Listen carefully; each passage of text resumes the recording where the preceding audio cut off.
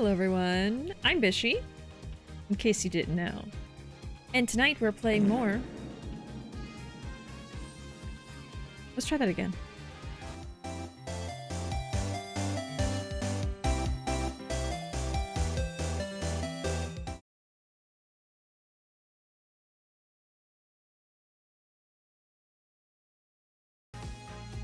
My name's Bishi, and tonight we're playing more Ace Attorney.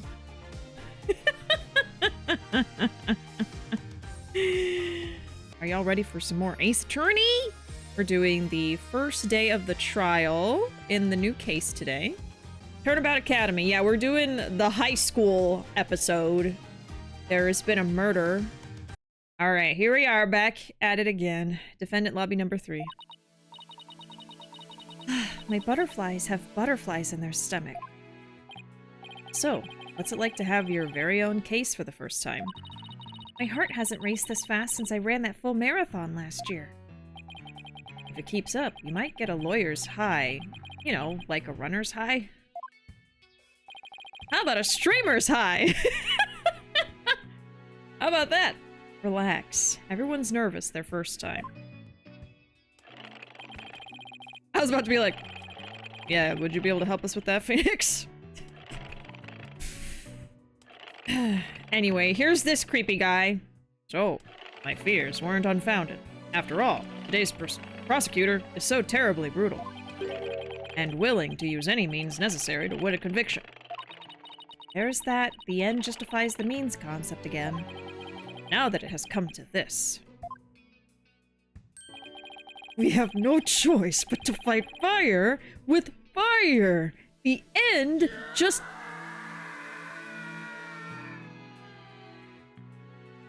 Chat is scared. The end justifies the means.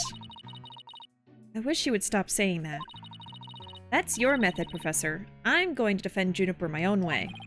But Miss Sykes, just yesterday you told me... Flashback. As a lawyer, what is it that you treasure beyond all else? That's an easy one, Professor. Seeking justice for my clients. But if this trial proceeds in the same manner and ends in the same way as the mock trial, would you not lose everything you've worked so hard to gain? Well, I'll just have to make sure that doesn't happen then, won't I? Aye, but aren't you a stubborn one? Well, I suppose you will have to learn of your own inefficiency the hard way. Forgive me, Professor Means, but can we just leave it at that? Oh dear, please forgive me. It's just, I wish to protect Juniper by any means I can. I do too, but... Now if you would excuse me. Thanks to him, I'm feeling even more pressure than before. Don't let it get to you, Athena. And don't forget to keep smiling. I'll be fine. And I haven't forgotten what Mr. Wright said. The worst of times are when lawyers have to force their biggest smiles. Trial's about to begin. I'll show you to the courtroom. Paula, I'm counting on you to support Athena this time. Okay, Mr. Wright. Leave it to me. That's right. I have Apollo to back me up. Junie's fate rests in my hands. I won't rest until she walks free.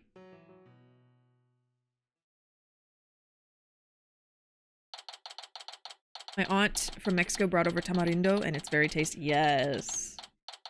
It's a great flavor. Courtroom number 4.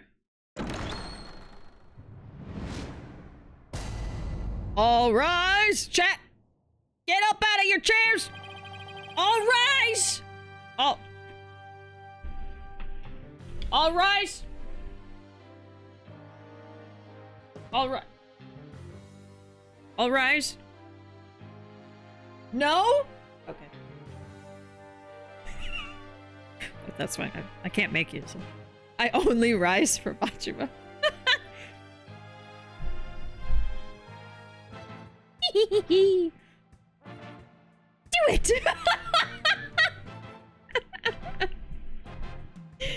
That's okay, chat. I'll get you back one day. Rising now! Oh! is now in session for the trial of Juniper Woods. Athena Sykes, defense team leader, is ready, Your Honor. That didn't sound very confident. You sure you're okay? I'll be fine. The bird is back. Your baldness. I know I'm bald. I've been bald since the day I was born. Just never could grow any hair. As usual, you want me to deliver the opening statement and be bald. Ah! This case is crystal clear. I see no need to explicate it any further. Now, summon the witness. Jesus Christ, okay. Is there something the matter? Please do share your baldness. Whatever gave you that idea, bailiff? Call our first witness, please, before he kills me. And now we don't even get an opening statement?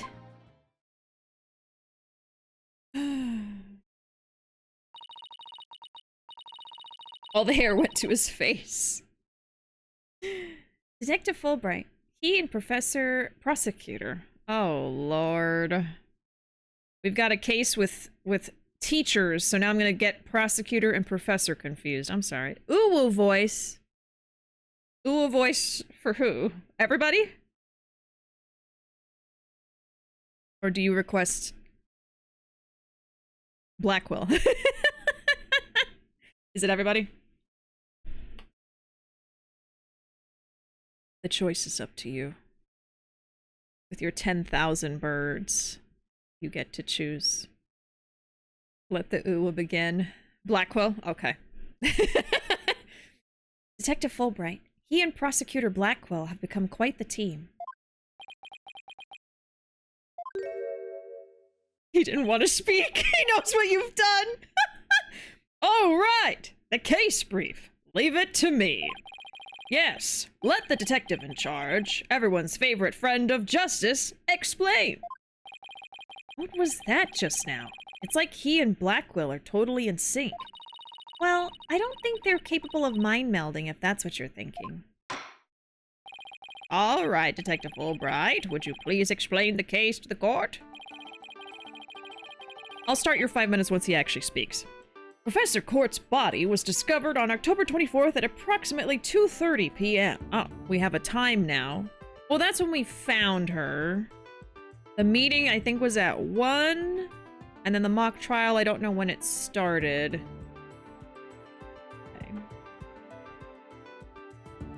Okay, so let's see. This is trial day. He's avoiding it. He's avoiding it. Okay, so 2:30... Body was found.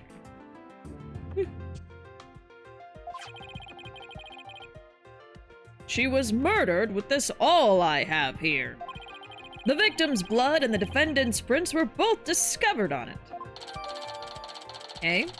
The weapon used to murder Constance Court. Her blood was found on it along with Junie's fingerprints.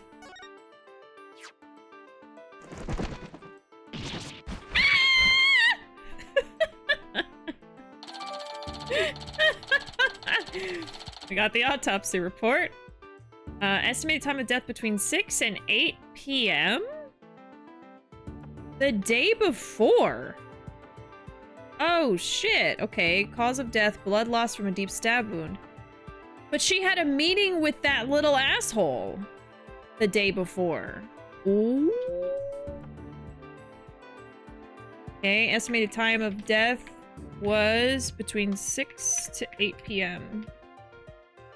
I'm assuming the day before. Dang. Okay. Wow, that bird can deliver evidence too. Blackwell has trained him well. Maybe Blackwell should train it to not mess up people's hair while he's at it. Moving right along. The body was discovered on the outdoor stage, although no blood was found there. However, we detected traces of a massive amount of blood in the third-floor art room. In short, the murder took place in the art room. So then the body had been moved from the art room to the stage? Precisely. And there's one more piece of irrefutable evidence. A recording made by a tape recorder that a school paper reporter hid in the art room. Right. It captured a female voice screaming, "You're a goner." Okay. What's this? You have such a recording? Well, how do you know it's her voice? Must be from that tape recorder Miriam mentioned. But why is this the first we've heard of a death threat at the moment of the murder? Shh! Silence, please! I would like to play the tape for you now.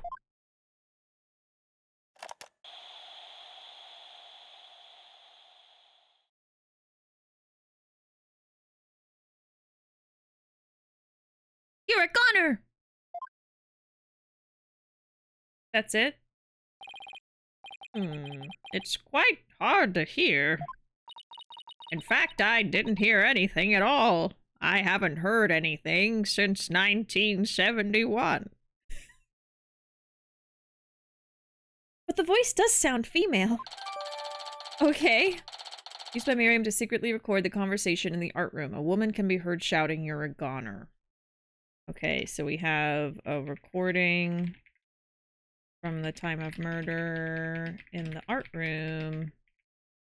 A woman saying, "You're a goner." That could be anything. The noise and the volume of the voice have made voice print analysis all but impossible. Then you haven't identified the voice as belonging to the defendant. Not so fast. After all, voice print analysis isn't everything. The victim was killed at night, then discovered in the afternoon the next day. The question is, when was the body moved? Oh, I know! It could have been moved in the middle of the night when no one was around. Sorry, but no. The campus was full of students that morning. However, no one reported seeing a body. That means the body was moved sometime before the mock trial when all the students and faculty were gathered in the lecture hall and the rest of the campus was empty.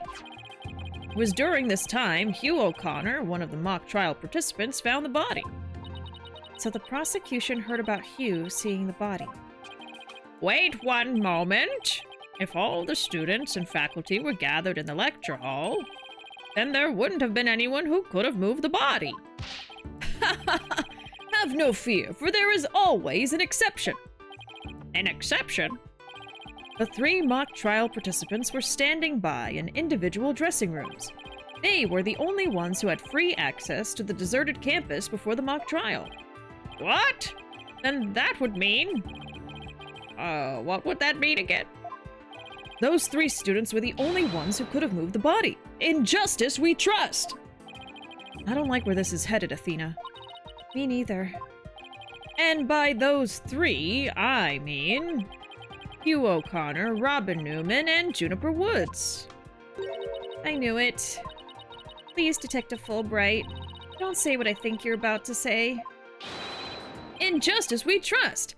I take it everyone understands now. The voice believed to be that of the murderer was female.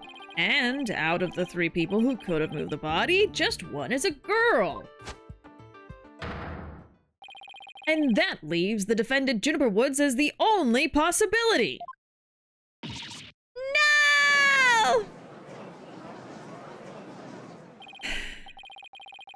It's not even like, die, Professor Court, die! Like, it's just, you're a goner. Like, oh. Okay. Impressive. He has you on the ropes even before any cross-examinations. You could at least pretend to be upset for me. Oh, God. A splendid job, Fulbright. That could not be any crueler. Feel free to anticipate a salary raise next month. I don't do this for the money. It's all about justice. In justice we trust. Not only a half-wit, but a perennial stick in the mud you are. I guess neither the carrot or the stick works on Detective Fulbright. Now, bailiff, please bring our next witness to the stand. Oh, of course, here she is. Scuttlebutt herself. So our first witness is a cardboard box?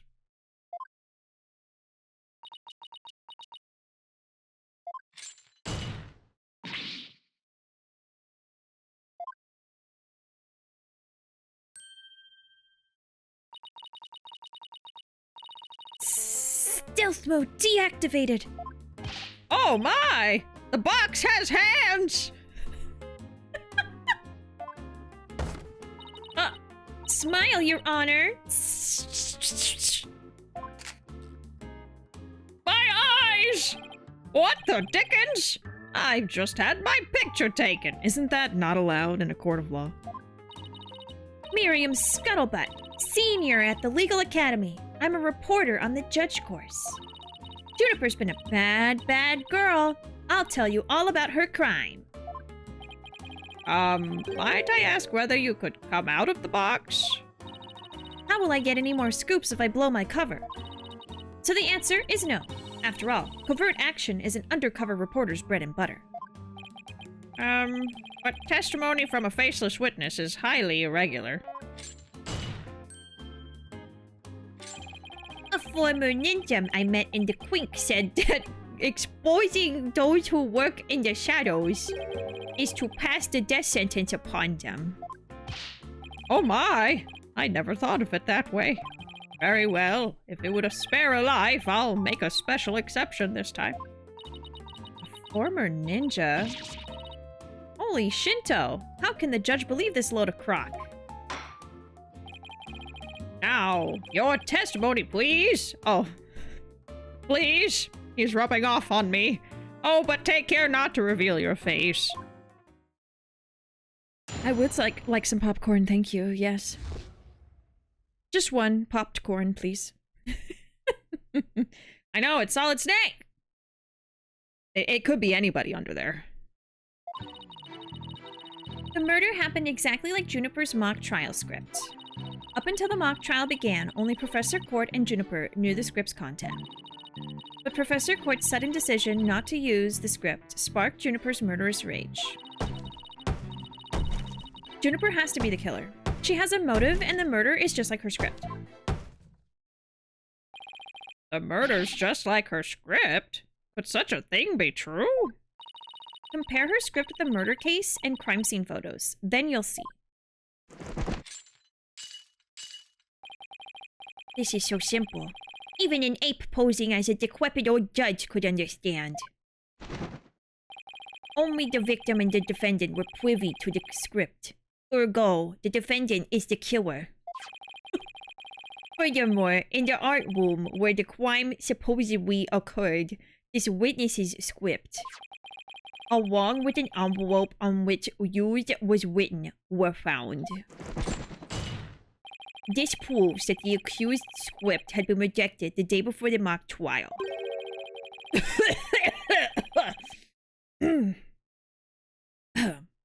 She pressed the victim to use her script. An argument ensued, and then the fatal stabbing. That makes perfect sense. What now? Prosecutor Blackwell has all his ducks lined up in a row. He's really on a roll now. Ugh, he's like a pit bull once it sinks its teeth into you. How dare she! My script had it all. A bum rap and phony evidence. Grudges and betrayals. I trust the defense is ready to cross-examine the witness. No problem. I mean, yes, I'm ready. I think. Time to find a hole in her testimony and unbox the truth. Good one, good one. I've seen it done over and over. I know I can do this. No, I'm gonna do it! You're making me do it! I work hard to get these cases solved. Edgelord lawyer became Wedgeword lawyer. Okay, the murder happened exactly like Juniper's mock trial script. Not exactly. There must be places where the script and this case diverge. Don't sweat the details. That kind of stress will give you wrinkles. Objection!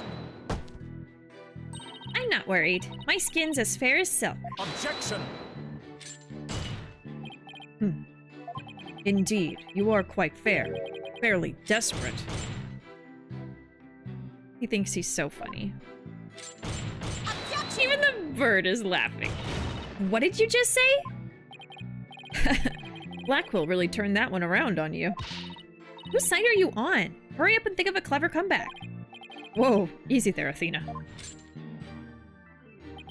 Now, you listen to me. The two cases do indeed have their differences. For one, the stage hadn't yet been erected in the mock trial script, and in the actual case there were signs indicating the victim's wrists had been bound. But such differences pale in comparison to the host of similarities. In any event, replicating the crime without knowledge of the script is an impossibility. Looks like I won't be passing this off as a coincidence. What a total burn. Try again, why don't you, Pawn of Woods? Up until the mock trial began, only Professor Court and Juniper knew the script's content. Hold it! Somebody could have stolen a peek beforehand. I don't think so. I mean, I tried any number of times. Shame on you, Miriam. But that crafty she-devil Juniper has eyes in the back of her head. What chance does your average person have if an undercover reporter like me failed? Interesting point. Still, Miss Scuttlebutt, won't you get in trouble later for admitting to such underhanded tactics? Why, I plead entrapment! How is you blurting out your own crime entrapment? But you haven't scooped me yet. They were all set to use Juniper's script. Yeah, there's pandas on the box. Panda Inc. But Professor Court's sudden decision not to use the script sparked Juniper's murderous rage. What? Hold it! How do you know that Professor Court wasn't going to use the script? There in the art room, where the heinous crime took place, an envelope marked Use and Miriam Scuttlebutt's script were found. Evidently, the script that was going to be used belonged to the girl in the box over there. No, she killed her and set this whole thing up. It's only natural that my script would be accepted and hers rejected. I introduced all sorts of brand new concepts, including bribery and fake evidence. It was a cutting-edge script portraying a courtroom battle in the dark age of the law. I can't help but feel Professor Court went out of her way not to use it. But Juniper, she used some devious, underhanded tactics to get her script chosen. That's why her script, and not my masterpiece, was used in the mock trial. How's that for an explanation? Girl, you are so suspicious. I'd be very curious to read hers. Throws a single solitary popcorn at Bishi. I crushed it. It turned to dust. I'm too strong.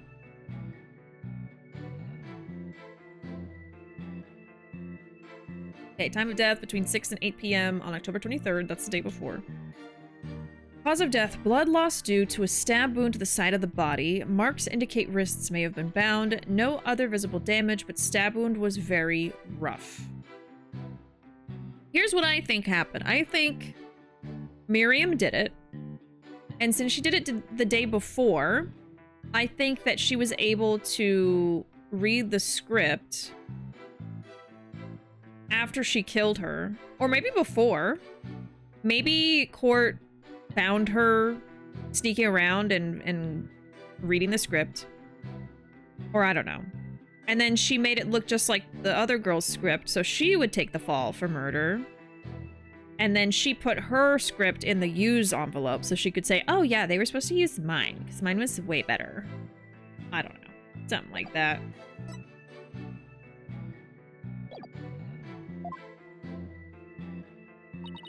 Juniper has to be the killer. She has a motive, and the murder is just like her script. Hold it! Anyone who saw the mock trial could have recreated the crime. After they saw the mock trial, they could have easily staged the body just like the script. Objection! But it was staged before it was done. Wary is the trial which pits Hawk against Canary. Objection! What did you just say? If he's so wary, he should try humping less. I bet that would save some energy. This is no time for jokes, Apollo. He just called me a canary. Don't let him get to you. At least canaries pick up on things quickly, just like you. I shan't repeat myself, so listen carefully, Sykes Dono. Hugh O'Connor discovered the body before the mock trial even began. Oh, right. How could one stage the body as it is in the script before anyone knew its contents? That's right. Do you even fathom the intricacies that go on to staging a crime scene? No, I think not. You have the rudimentary mind of an elementary school child. Elementary school? Reporter's testimony throws attorney Athena Sykes for loop. The perfect caption. How marvelous! A photo in the newspaper is just the thing to boost your brand. In a school paper? Seriously?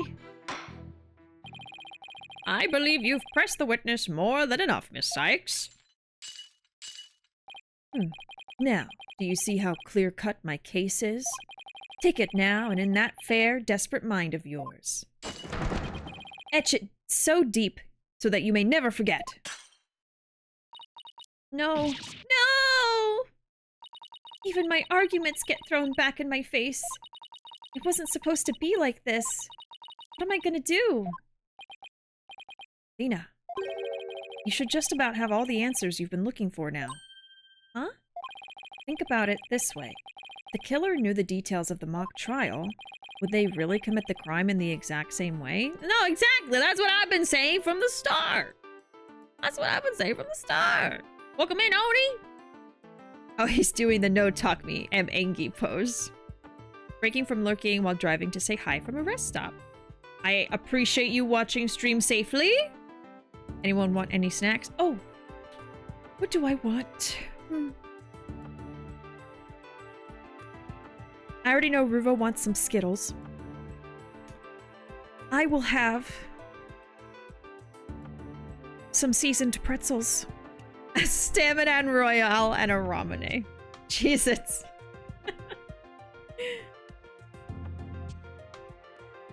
There are these really good, like, twisty-looking pretzel sticks that have, like, I don't know what flavor they are, but it, like, I think it has, like, some kind of cheese flavor on it, maybe, like, garlic salt or something.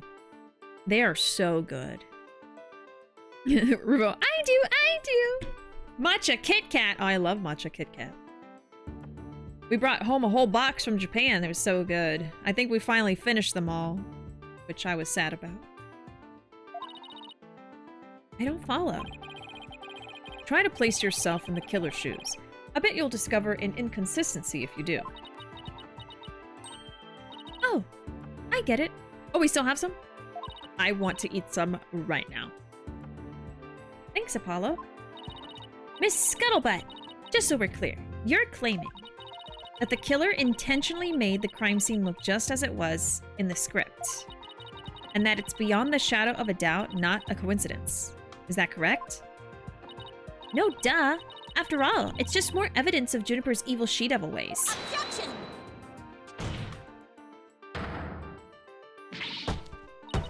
Well, what'd I say? Our client made the crime scene look just like the script, something known only to her. That would be not just foolhardy, but completely irrational. What do you mean? Yes, Miss Sykes. Please tell this court what you mean by irrational. It wouldn't make any sense for Junie to mimic her own script on purpose because it would mean leaking the script, make her the culprit, not be possible. Make her the culprit!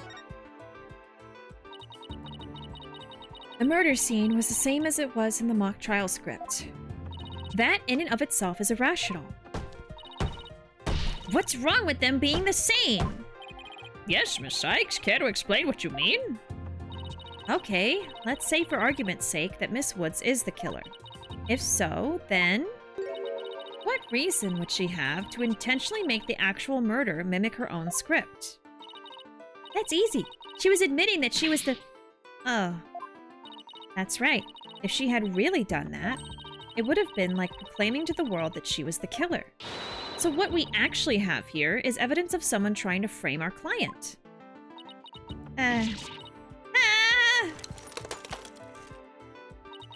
The body was found the day of the mock trial. In short, the day the details were revealed. So it would be completely inconceivable for the murder to go exactly like the script. Don't let it get to your head just yet. Objection! It would seem Justice Dono's comrade in arms has finally drawn her sword. However, the blade is dull, and it shall remain so until you master its use. Enough with the stupid sword metaphors already.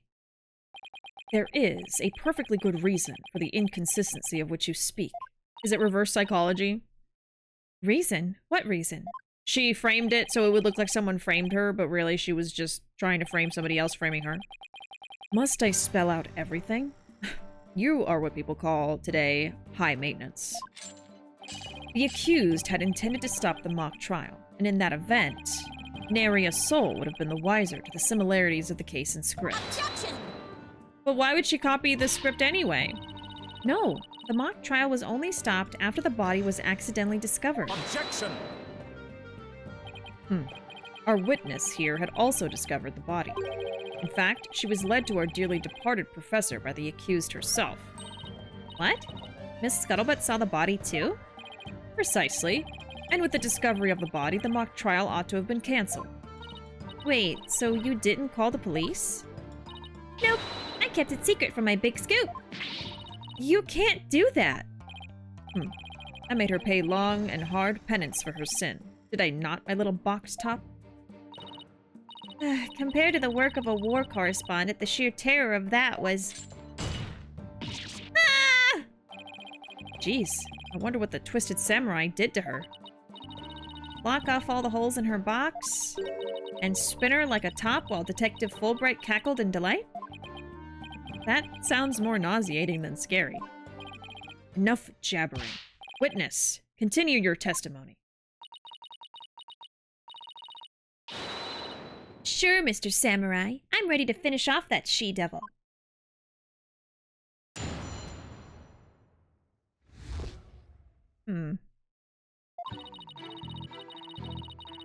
I snuck into Juniper's dressing room while everyone was in the lecture hall. Juniper had changed into her stage costume. I asked her, "What are you doing?" When suddenly she fled into the hallway as if she wanted me to follow her. I followed her all the way to Professor Court's body. She led me right to it. I'm positive it was Juniper because she was wearing the costume that she had made. Hold it! Why did you withhold such key testimony? What's that supposed to mean? Athena, you haven't even started your cross-examination. I know, but her testimony points to her as being a potential suspect.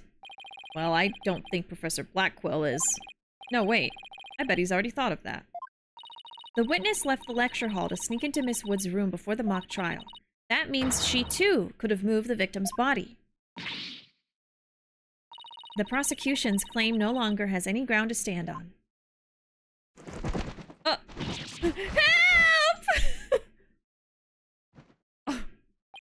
Now, no need to ruffle your own feathers, so. When you squeak like a little brat, it agitates Taka. Do you want him to peck your eyes out? I do like Taka very much. No thanks! You listen here. The witness has a perfectly good alibi. Oh yeah, I do. Around the estimated time of death, I was at undercover reporter class. It's right near my home. Undercover reporter class? The proverbial rug has been pulled from under you. The witness could not be the killer. The defense must look before leaping, or at least make sure the rug's secure to the floor. Try to warn you. Oh. Well, there ends the cross-examination. Let's allow the witness to step down. Huh? No, wait a minute. The defense has no right to cross-examine the witness after that little spectacle.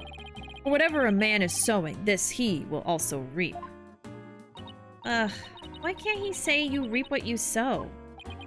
Very well. The cross-examination is over. I suppose the witness may go home. Perhaps spend some time in her lovely box and recover from today's stressful events. Don't you worry about me, Your Honor. There's no rest for the wicked. Or journalists, either. My third eye's always eyeing a scoop. She's always eyeing a scoop? Well, back to the trenches. Bye-bye! She just gets to go? Oh, that's BS. Not so fast, Miss Scuttlebutt. Follow? There's just one thing I'd like to ask. Did you take a picture of the victim's body? And if not, why not? Well, that's... No. I didn't take one. Well, that's strange. Why wouldn't you take a picture if you're always eyeing a scoop? Did you or didn't you really see the victim's body? Oh, she might be lying. It's not like I, actually saw it, but... What the devil? Did you hear that, Your Honor? The witness didn't actually see the body.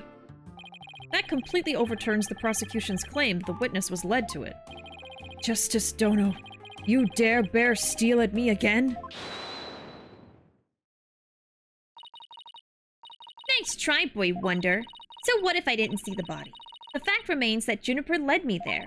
Feast your eyes on this. That could be anybody! That could literally be anybody. What are you talking about? What exactly am I looking at here? It's a crucial moment forever frozen in time by my third eye. A photo clearly showing Juniper Woods. Why did you not tell me of this? It's a shocking scoop I was saving for just the right moment. And that would be now, right here in court. Surprise! What'd I do? All journalists keep their scoop secret until the right moment. She's pretty brave hiding it from Blackwell like that. Or pretty stupid. Well, this is an unexpected turn. Athena? About this picture. See how it only shows the back of the subject? So then... Right. Who knows whether this photo shows Juniper in the first place? Objection! A completely irrelevant point. Huh? What is relevant here? Ah, why is the prosecutor in handcuffs? What is relevant here is why he's in handcuffs. Yeah, he technically is a prisoner. He's in jail for, he was accused of murder. I don't know if he actually did the murder or not, but that's what he's serving time for. I think well, it's implied, I guess. I don't think it actually said. But I think that he supposedly killed someone with his sword or something. Anyway, he's technically in jail, but they're letting him out to do law stuff. I don't know why. Like, he's the best prosecutor they have, so even though he's a prisoner, they brought him out of jail to do this. And that's why he's, like, all edgy and talks about prison a lot. And swords. What is relevant is there was someone who did try to lead the witness to the body. Take a gander at this, the route by which the accused escaped. The witness pursued the accused this way after she fled the dressing room.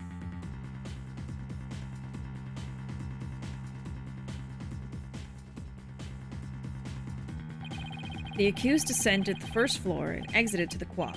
Then what, Parton Cretin? Then I tripped and fell. Caught my knee on my own box. She stayed under her box even while running after someone? Sounds difficult. Recall that the body was already there, for Hugh O'Connor had already seen it. She was trying to show someone the body because she wanted to stop the mock trial. Hold it! This is conjecture. But if the facts have changed, that's all the more reason to cross-examine the witness. The defense has a point there. Very well, you may proceed with your cross-examination. Seems Justice Dono has saved your pretty little hide, Missy. For now, at least. Phew, guess I pulled that off somehow. Thanks, Apollo. You're a lifesaver. Incidentally, my compliments to the witness for her very fine box. It's primo cardboard, lovingly selected from among many. Tell another lie or hide another fact from me, and I shall put it to the torch. But please, anything but that. Sorry, I'm just refusing to do the weird sounds that she keeps saying. I don't... What am I supposed to do with that? So I'm just ignoring it, okay? I think it would be more eco-friendly to recycle, but that's just me. I can't believe that's a real line he just said. All right, Miss Sykes, you may cross-examine the witness. You see why I ad-lib him to be so just empty-headed? Like, it just... He says the darndest things. Okay, I snuck into Juniper's dressing room while everyone was in the lecture hall. Hold it! You said you snuck in, but why would you do something like that? It's udgy-judgy, of course. Because if I got a big scoop on Juniper, club membership would go through the roof. Right now, the newspaper club has only one member, me. The club's history once I'm gone. So the Themis Herald's brand recognition is a matter of life and death. Her means may be questionable, but her motive is surprisingly sound. Extra, extra! Students seeking the thrills and chills of expose journalism report to the club room. This has been a paid advertisement. Anyway, where was I? Never took Miriam for such a go-getter. Juniper had changed into her stage costume. I asked her, what are you doing? Hold it! Why would she change into that costume? The mock trial was about to begin. How should I know? But if you don't believe me, take a look at this photo. This proves nothing. I captured this critical moment like the gonzo journalistic pro that I am. But this only shows the back of whoever was fleeing. You expect me to shoot her face when she's running away from me? I guess you're right, but this doesn't seem to be getting me anywhere. At any rate, as this photo shows, Juniper was in her stage costume. When suddenly she fled into the hallway, as if she wanted me to follow her. Hold it! Maybe the inconsistency will be the costume, because that's not what it was supposed to look like. It was supposed to have constellations on it. Or maybe that's what it's gonna be? I don't know. Welcome in, Abdul. How you doing? I unfortunately am not playing any Arc this week. I think I'm gonna try to play it again next week. I just wanted to take a break from it this week, but we are playing some Ace Attorney. I know Gonzo's a real term, but all I can think is the Muppets. I mean, I don't even know what is Gonzo journalism. I don't know what that is. It's a style of journalism that's written without claims of objectivity, often including the reporter as part of the story, using a first-person narrative.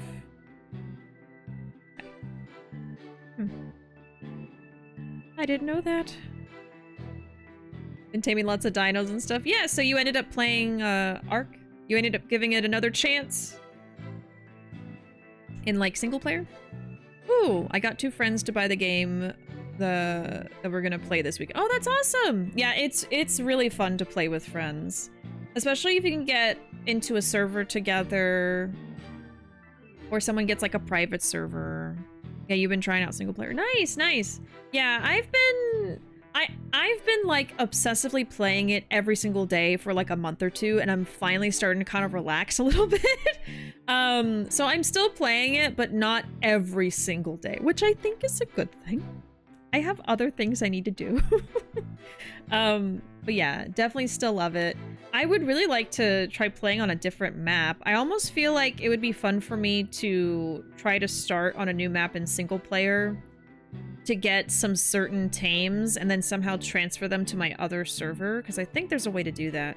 So that might be a fun thing for me to try on stream, but we'll see. We'll see. Oh, single player non-dedicated. Yeah, you can have up to 4 people. Yeah, that should work. That should work fine. I think the only downside to non-dedicated is there's like a tether with all of the players.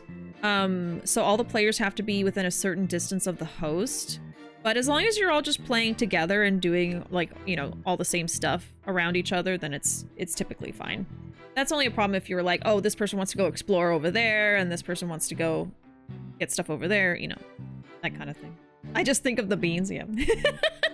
Garbanzo beans. You can set it to basically make the tether go away. Oh, really? Like it's so far away that you don't even notice it. I haven't tried it, honestly. I researched it a lot before we ended up going with like a paid server. But I didn't know that you could make it so it doesn't feel like it's there. That's nice.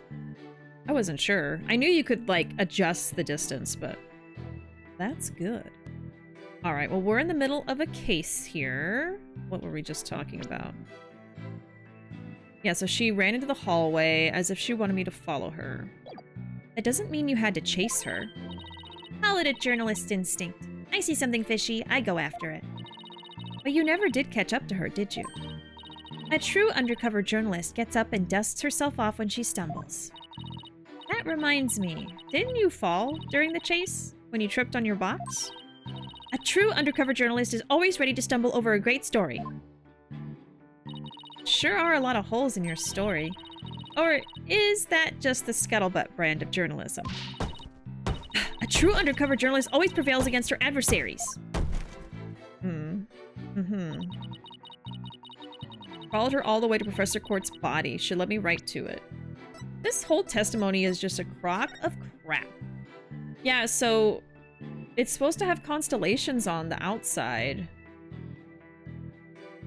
Yeah, that's supposed to glow through the fabric. So I'm probably going to show that as a contradiction to her stuff. Are you interrogating a box? I sure am. We interrogate a lot of weird things in this game series. Have you ever played Ace Attorney?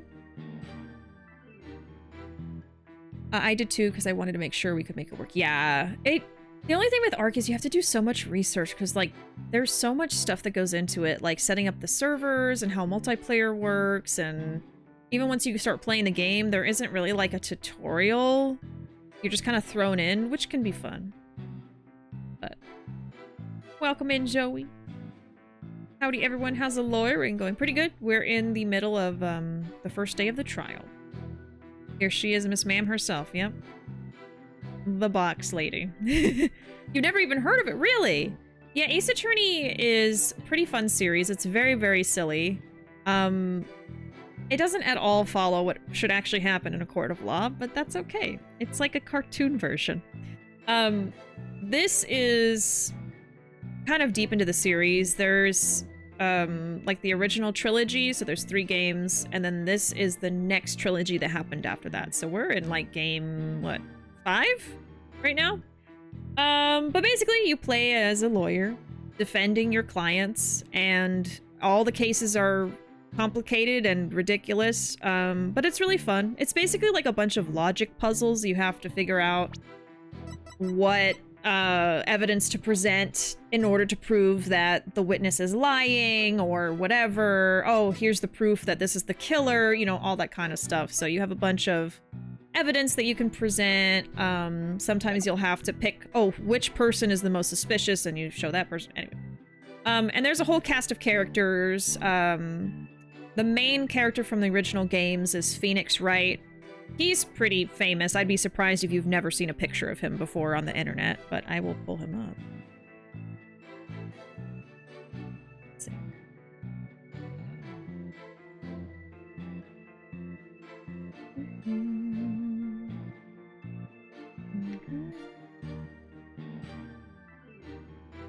There he is. Okay, let me here.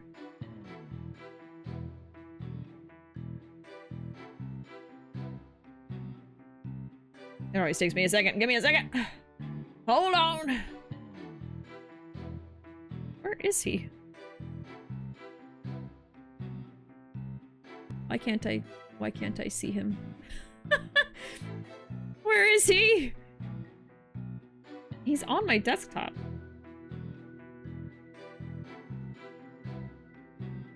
Oh, this is a weird file, that's why. God damn. Don't you hate when you look up something and you find a picture and you download it, and then some weird, like, amalgamation of letters in the file name, and you're like, what even is this? What is this? Okay, anyway. Yes, a PNG would do just fine, thank you. Thank you. A normal file type. Yeah, that'd be great. Jesus Christ. That just happened to you? What were you doing? Hey, there he is. He wasn't even showing up because it was a weird file type. Okay, there.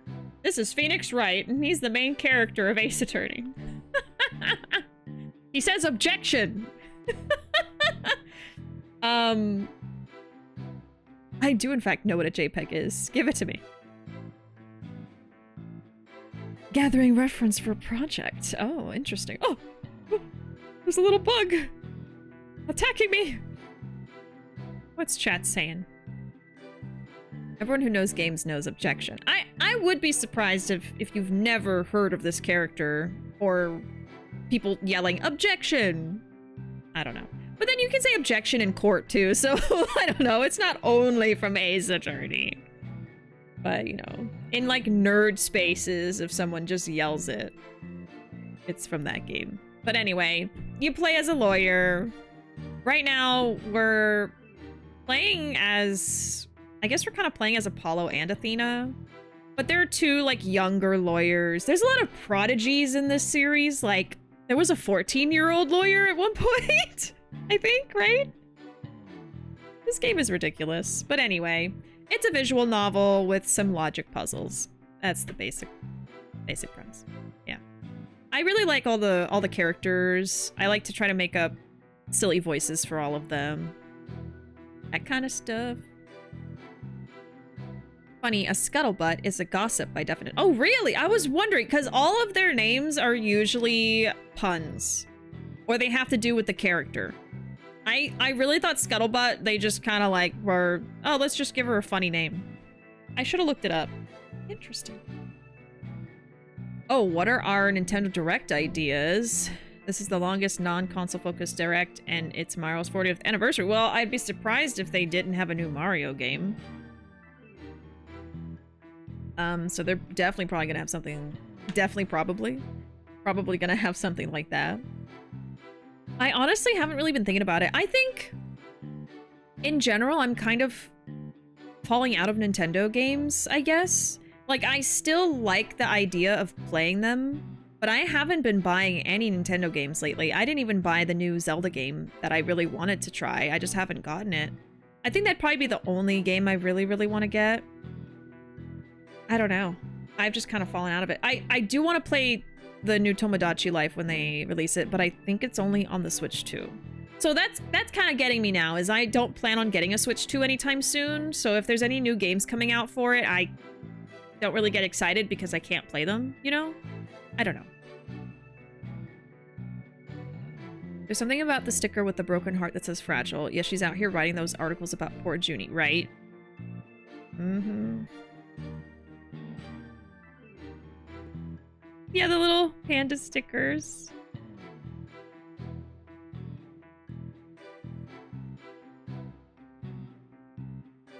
Ever since I got a Steam Deck, I've barely touched my Switch. Really?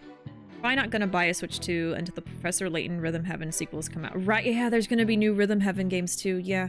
That's the thing, is like there's some games for Switch 2 that I am excited about that have already been announced, but I can't really justify getting a new console. I already got a PS5, and my Switch is working fine. I don't know. They would have to release something astronomically amazing. No, Tomodachi Life is for both. Oh, yeah, isn't it? Oh, thank God. Thank goodness. Okay, well, I'm going to be playing Tomodachi Life, so I guess that's the only game I'm excited about. That's the only one. I was seeing some people saying that they wanted a new Animal Crossing. I don't know. I'm kind of disappointed with how the last one was handled, where it just felt like people fell out of playing that pretty quickly. I remember when I played New Leaf, I was playing that for years. And the new Animal Crossing, I only played it for maybe like a few months. So I don't know. A new Animal Crossing sounds exciting, but I wasn't really expecting that. So I don't know. That was just one person. I saw one person say it. I don't know. So I'm not sure what to think. I don't know what to expect from the direct. I just like to go in and be surprised. I don't know. I don't want to get my hopes up for something and then it doesn't happen. Yeah. It's also a naval term for a drinking fountain on a ship. Really? A scuttlebutt? So you take a drink from the scuttlebutt?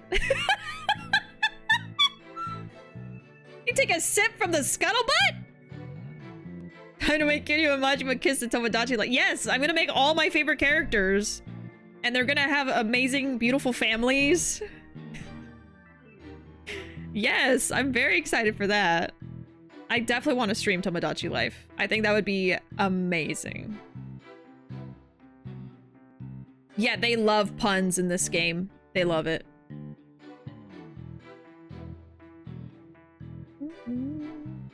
Rhythm Heaven is also going to be on Switch 1. Oh, thank God. Okay. All right. That's good. I'm glad that they're doing that. Because, like, it's too soon for them to make all the games for Switch 2 only, you know? The pandemic really boosted everyone's interest, but I don't think it had the same staying power compared to the older version. Yeah. I think you're right. Because New Leaf still, like, the music from that still gets me. And the New Horizons music is good, but I love the New Leaf music. For New Horizons, I appreciate they tried something new, and I'm happy with what I played, but too much got taken away for the direction Horizons wanted. A perfect Animal Crossing. For me, a perfect Animal Crossing for me would be a perfect mix of New Leaf and Horizon. Yeah. Yeah. No, I think New Horizons was really fun, but it just didn't have enough to keep people playing long term. I don't know what... I couldn't tell you what it is, honestly. I couldn't tell you. But something about New Leaf was just more interesting long term. Have to make Kazamaji and Tomodachi Life and make them have 10 kids. I don't even have to make them have 10 kids. If it's like the first game, they're gonna have 10 kids without me even trying. Because the characters would just be like, oh, we're ready to have a baby. What do you think? Okay. And then they would have like 100 children. The way they stopped making updates for New Horizons after like a year. Yeah, a lot of people say that's a big reason why it didn't last. Whereas New Leaf was supported and updated for a while, wasn't it? Yeah, I don't know. And then they came out with the DLC, the Happy Home DLC, which was fun. But then I stopped playing that after a while too. I don't know. We'll see. I don't need another Animal Crossing right now necessarily. I'm very excited for Tomodachi Life. I am excited for Rhythm Heaven because I know Ruuuvo is excited for that, and I'd be willing to try it out too. And I think that's pretty much it. But like the new Donkey Kong game, I'm okay not playing it. I wanted to play the Peach game, but apparently it's pretty short, and their games are full price, so I'm just kind of like... I am willing to get the Zelda game because I always wanted to. I just haven't. And then Majima marries Leon Kennedy. Oh no! But that's why I have to stream it. It's gonna be so chaotic. I would love that. My other hope for the Direct is the Yakuza Remaster Collection on the Switch. Ah, imagine Y5 on Switch. Oh god, that would be so chaotic. I fully believe they would do that though. They've brought, I think, all the other games pretty much from Yakuza on the Switch now. Yeah, and then I'm still waiting for them to bring the director's cut of Zero to Switch 1, too. Waiting on that. Alright. Ace Attorney. I followed her all the way to Professor Quartz's body. She let me right to it. Yeah, we have not pressed on that yet.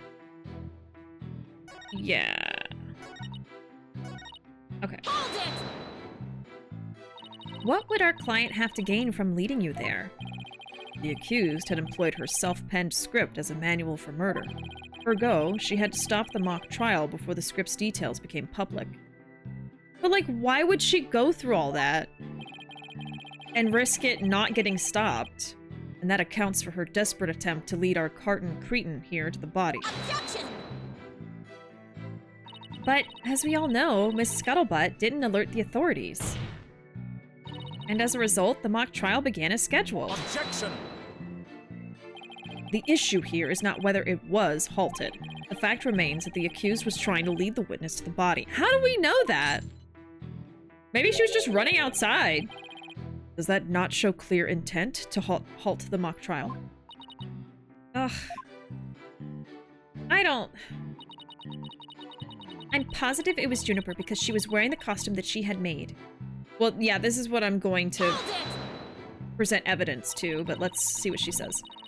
You say it was our client because the figure you witnessed was wearing her costume. Isn't that a bit simplistic?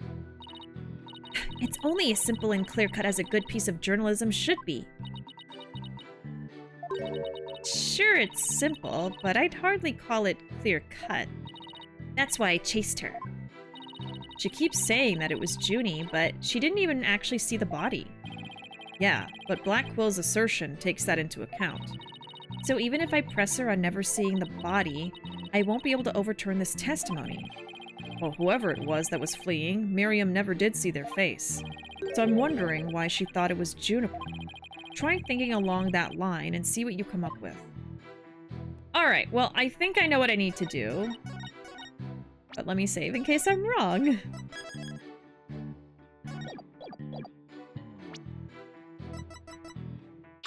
Yeah. Got it!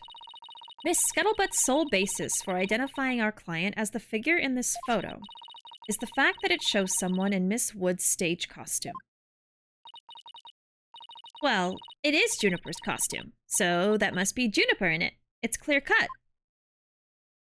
No, that's where you're completely mistaken. What? This is a design drawing of our client's stage costume.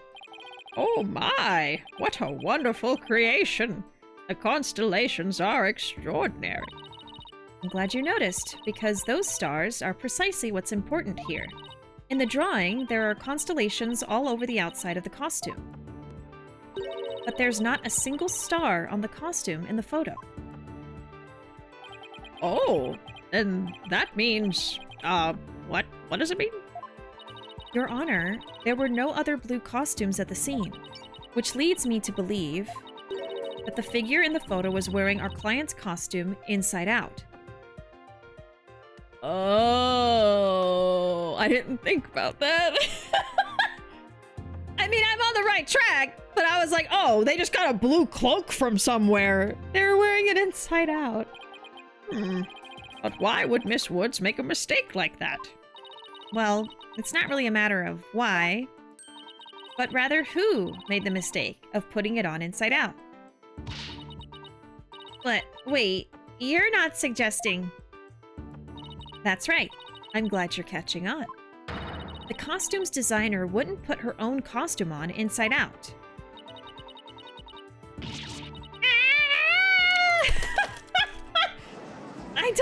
I don't know what she's saying. So I'm not gonna say it. I think she's making like snake sounds. I think maybe that's like the onomatopoeia for a snake. I don't know. I'm gonna look it up. She just makes noises. Yeah, and I feel like it would sound weird if I said it out loud. So I don't want to say it. That's the honest truth.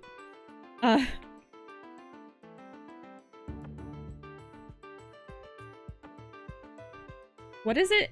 K-A-H-K?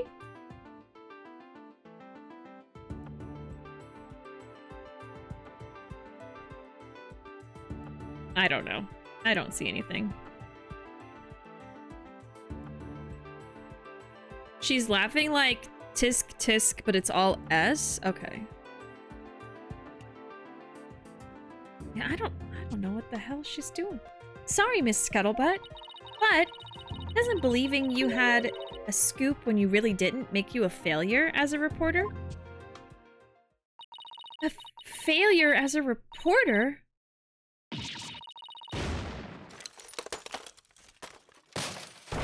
Oh, there she is. Ah!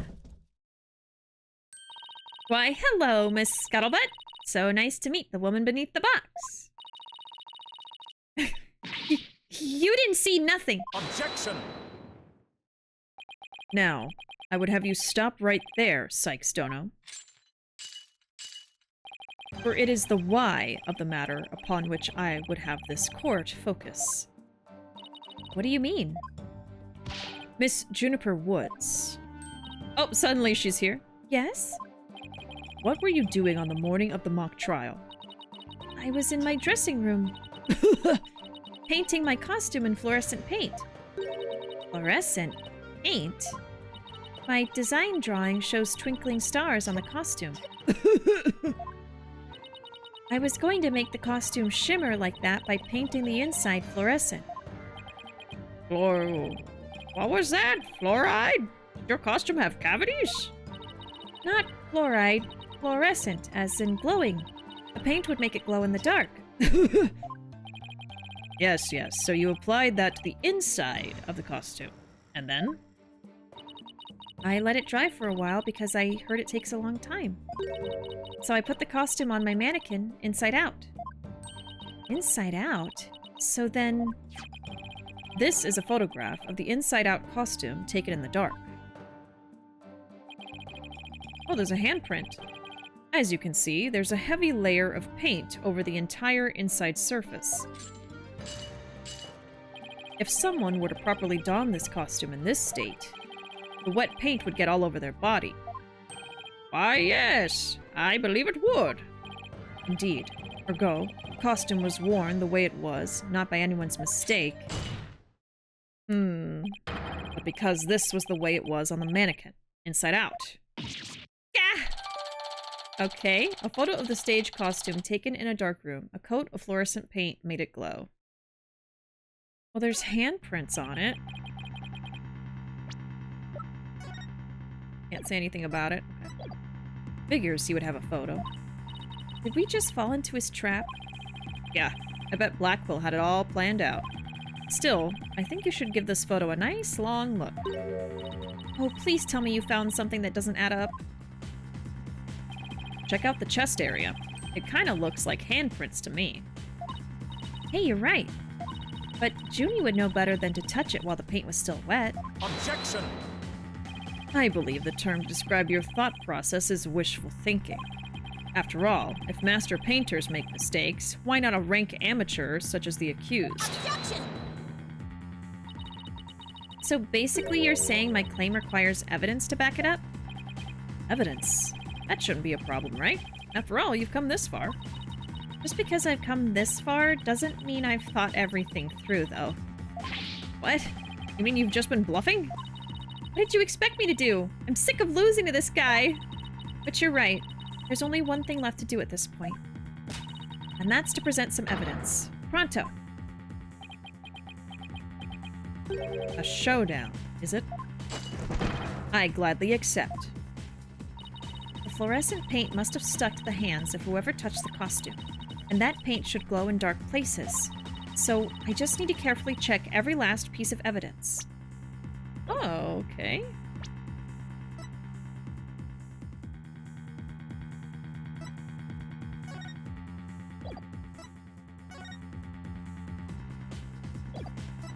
Glow in dark places, huh?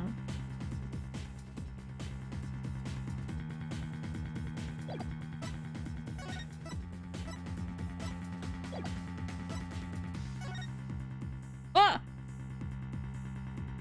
Huh?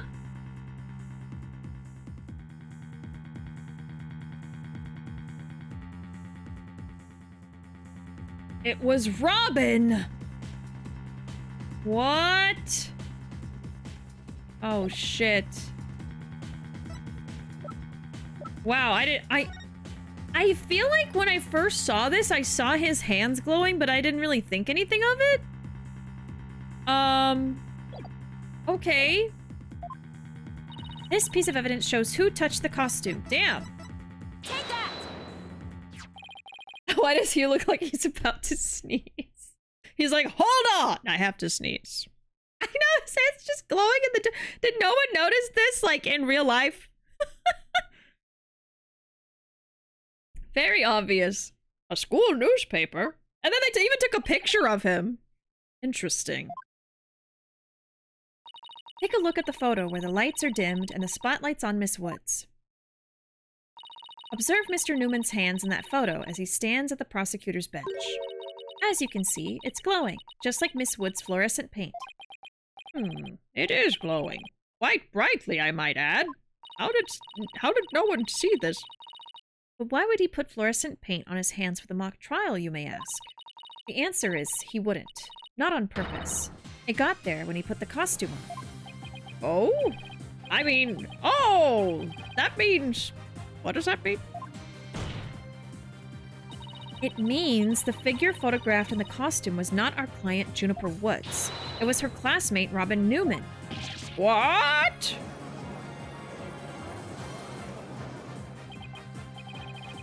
To think you were actually able to prove that. Now, this doesn't mean that Robin killed anyone. It just means that he was in her dressing room, which is creepy.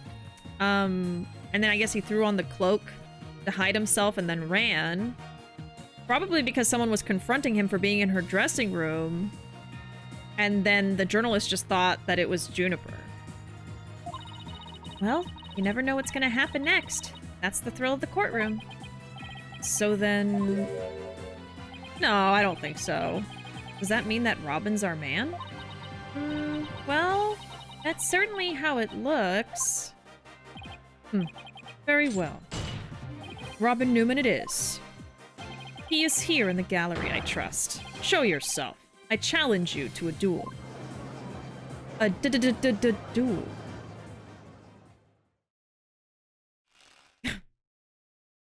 There he is. Will the witness please state his name and occupation? I'm Robin Newman! I want to become a great artist! I practice day and night! Yeah! No, that's not it! Art's gotta be sincere, man! So, for occupation, should we just put down budding artist or maybe psychopath? I don't know. Tell me. No! Famous Legal Academy Senior Prosecutor Course! This brace is proof of my masculinity. I've been training to be a prosecutor for 18 years! So his whole life since he was a baby? I assume you'll be cleaning up the pottery you smashed before you leave today. Ah! Oh, man! Ah! Ah! Is he okay? It seems the witness has finally settled down a little bit. I guess nothing phases the judge after all these years. You may proceed with your testimony, Mr. Newman. Little man. Specifically, the court wishes to hear why you had fluorescent paint on your hand. Robin is so dramatic. I like him. I went to see Juniper in her dressing room, but she wasn't there! When I walked by that frilly costume, I was like, whoa! The mannequin it was on, it was about to fall on me! I got that paint on me when I caught it. But I never put it on. That's just stupid! No, I think you did. You put it on and you're lying. Your Honor, I recommend a short therapy session for the witness. Well, Mr. Newman does seem particularly agitated, so he could probably use it, but... Ah! Ah! Ah! No! Not again. What's his problem? I sensed it the moment Robin took the stand. The discord in his heart. So you think he might be hiding something? Probably. You ready, Mr. Newman? Let's see what the mood matrix can do for you.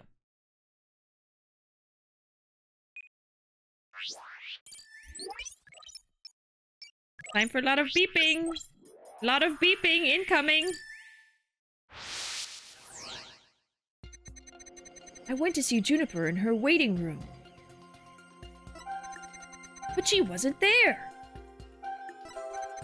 When I walked by that frilly costume, I was like, whoa, happy. The mannequin it was on. It was about to fall over. Whoa! I got that paint on me when I caught it. Whoa!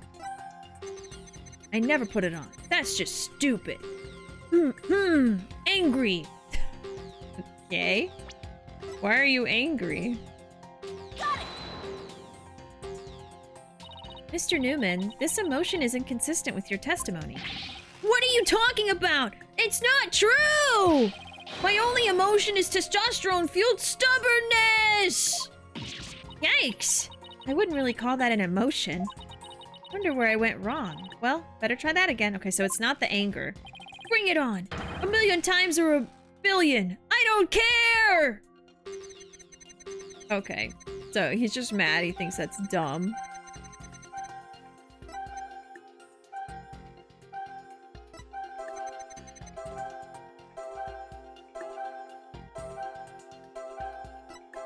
How did it just suddenly start to fall over? Makes no sense.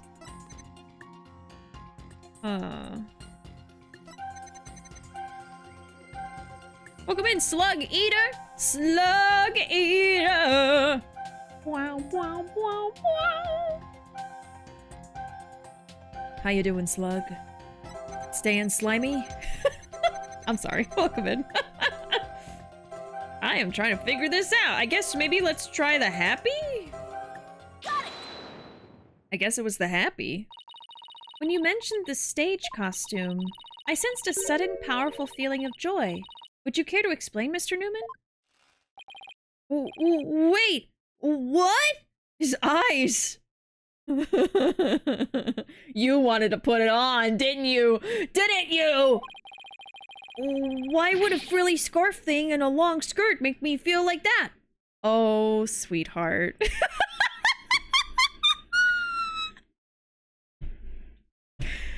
Oh, sweetie pie. It's okay. One day you'll understand.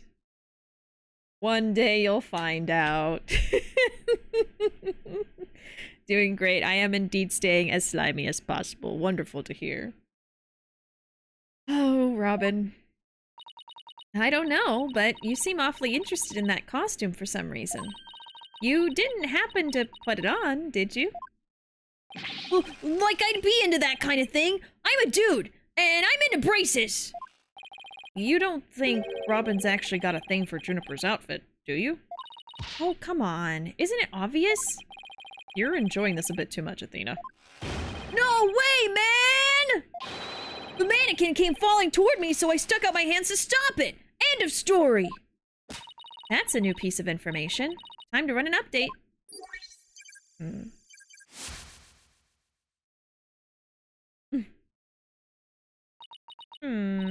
Even after that update, something just doesn't feel right here. Do I have anything that could prove his statement contradicts what really happened?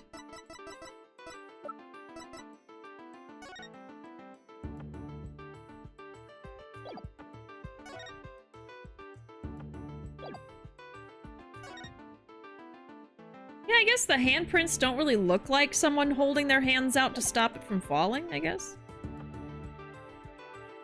Let me see. Good night, Arkham. We'll see you later. I'll be playing some Date Everything tomorrow. We'll see you then. Have a good night. Thanks for hanging out. Let's try it. You said the mannequin came falling toward you, so you stuck your hands out to stop it. If so, then the fingers of your hands would have been pointing outward, like this. But that's not what the handprints show. In fact, this looks more like just your thumbs and the base of your palms. Why in the world would I leave such weird handprints? You know why. You left them when you went to adjust the scarf after putting it on. Just like the model in this drawing. Oh. Whoa! Why don't you just admit it, Mr. Newman? You did put the stage costume on, didn't you? And you really do like Miss Wood's clothes, don't you? Fine, I admit to putting the costume on. But I don't like girly clothes, man!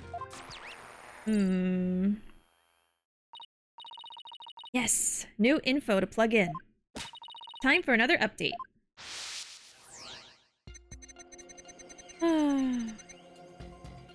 Haven't caught any of the other streams of your playthrough, so apologies if you've already discussed, but what do you think of the 3D art style? I think it's a little rough around the edges. Not all the time. It's kind of grown on me, but there are some moments where they make a certain face or an animation and I just think it looks really bad. But I do understand that this is the first time they did the 3D art style in the series, and I love the 3D art style in Chronicles. I've been told that Chronicles happened after this game, before the next one in the trilogy, so I'm looking forward to the third Apollo game being much better. But yeah, I mean, I think the 2D sprites have a charm to them, and I really do like them. I didn't necessarily need them to go 3D, but I did really like the 3D in Chronicles, so I think I'm gonna like it better in the next game. This one, it's a little rough, you know? I don't hate it, but I don't love it, you know? Took me 80 hours to run credits on Date Everything, and I didn't even romance everyone in the house. Oh, wow. I feel like there's just so many characters you can see, and I'm guessing just so many routes you can do. Yeah, I don't know how long my playthrough's gonna end up being. I am not gonna try to romance every single thing in the whole house. That would be wild. My goal is to, like, meet as many characters as possible, and then romance the ones that I personally think would be fun or interesting. Or the ones I think are hot. I mean, you could take it that way too.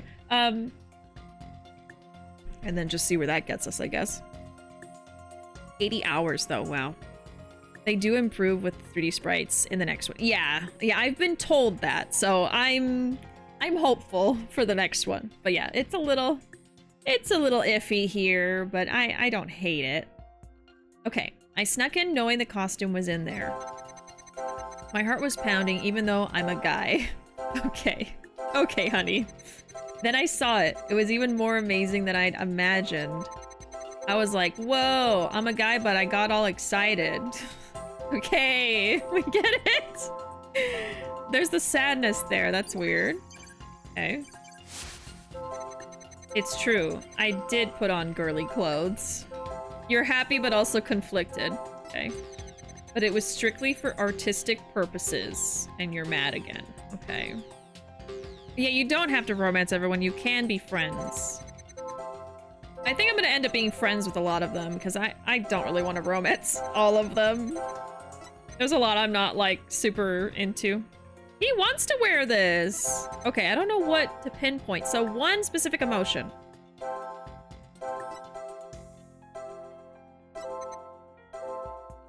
I think I'm gonna pinpoint this one, because he's saying excited and then there's sadness. There! Another emotion that doesn't fit. So what? You're really starting to get on my nerves, man! Mr. Newman, you got excited when you put the costume on. But you also felt sad. Who cares if I felt sad? It's no big deal! Okay, Mr. Newman, out with it. Why did you feel sad? You're hiding something, aren't you? Oh, no! You're not fooling anyone anymore. Tell us why you were sad. Okay, fine! If you're gonna be that way, I'll tell you. The reason I felt sad is... No matter how much I dress up, I'll never be as pretty as Juniper! Oh, sweetie!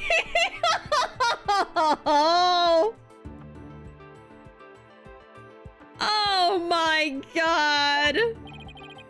Well, no offense, but his habit of shouting at the top of his lungs doesn't exactly help. Oh... No! That's not it! I totally owned those girly clothes! I should have been totally pretty! But there's something that keeps getting in my way! I'm very curious what the real story is here, but I have my own story I'm thinking of right now. Wow, that's a whole lot of anger and raw emotion right there. His heart is crying out in pain. His emotions are out of control. Out of control emotions. We saw those during the Ninetales Vale incident.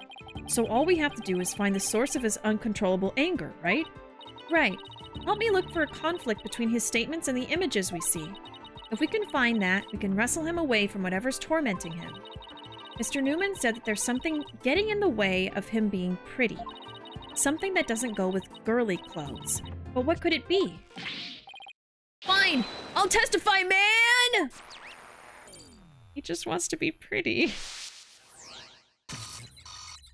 Whoa. Whoa!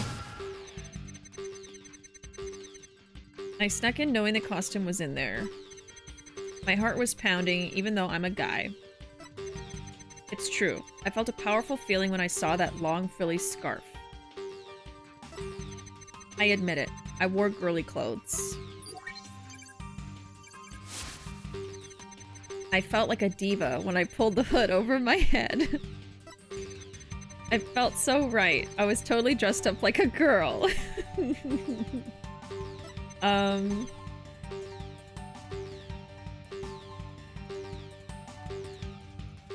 Maybe this one?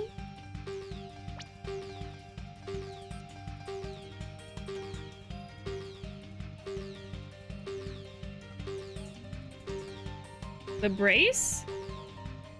Got it! Mr. Newman, you feel a great deal of anger towards your brace, don't you? Is that what you feel is holding you back from being as pretty as you think you should be? Huh? What? Mr. Newman, the truth is, you really want to take that brace off, don't you? No way, man! This is a symbol of masculinity! I could never take it off! Is it that you can't take it off, or that you don't want to take it off? Oh, man! I should have kept my big mouth shut! New man about to be new woman! This is really weird. He exhibits intense anger toward his brace, which he calls a symbol of masculinity, but he can't take it off, not even when he's trying to look pretty. What could be at the root of his complicated relationship with his brace? I have a feeling we're on the verge of uncovering an earth-shattering secret. Athena, you okay? It seems Robin's still hiding a secret, a big one. Bigger than the fact that he's secretly jealous of Juniper's looks? Yes, at least I think so. No, it can't be. I just thought of something, but it's totally insane. Mr. Newman. What? I'm on to your little secret, and if I'm correct, it's not very little at all. It's huge. This sounds completely insane, but it's the only possibility left. Let's see. What do we got? You want to be pretty like a girl. That's not a secret. You hate girls. No, you're a girl. You're a girl! I was kind of thinking that. Okay, let's try it. Mr. Newman? Or should I say Miss Newman? Just said Miss New Woman. That would have been funny. You are and always have been a girl. What? Have you lost the plot, Athena? No, I'm completely serious. I don't have any direct evidence. But that's what Robin's heart is shouting out, loud and clear. Hold it! I still think you've totally lost it.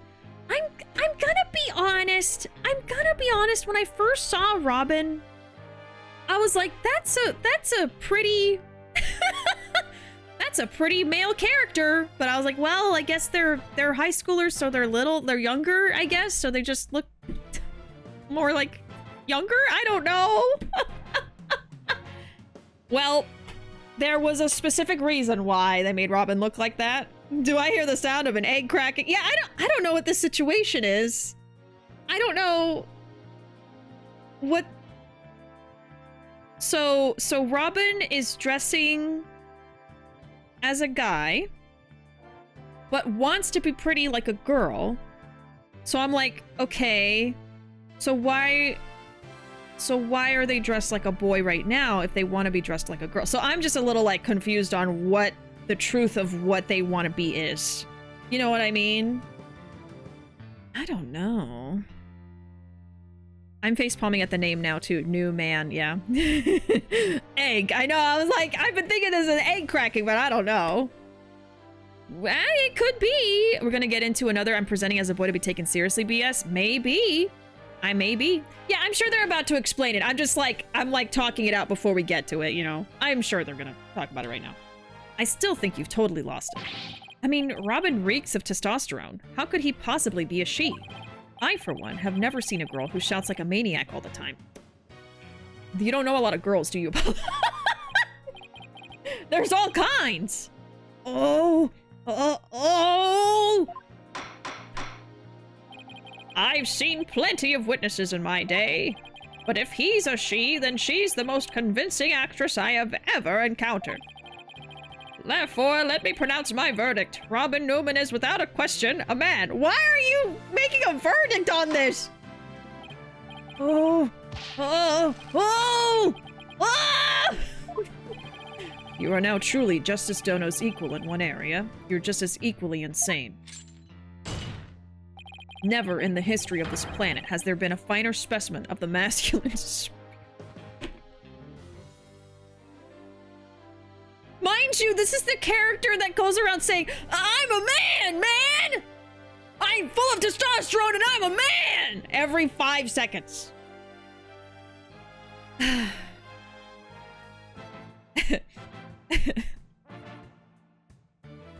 Oh. Oh my god. Finer, never a finer specimen. Your son looks like a girl! Yeah, I'm not sure. I'm not sure if this is gonna be an egg or I'm gonna, you know, want to be taken seriously. Let's find out. Oh! Ah! If you guys are done talking about me! Ah! I'm a goofy goober rock! Do-do! I'm a goofy goober! Sorry, he's laughing.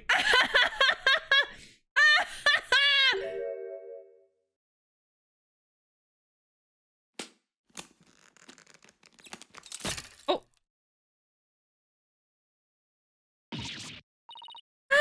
The brace!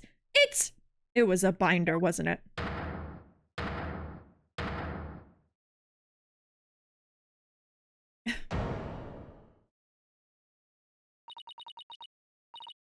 Miss Sykes. No. Allow me to call you Athena. I wanted to keep this a secret at all costs. But no. What's that? What? No way! Ah! Surely this must be some kind of jest. You had them all fooled, huh?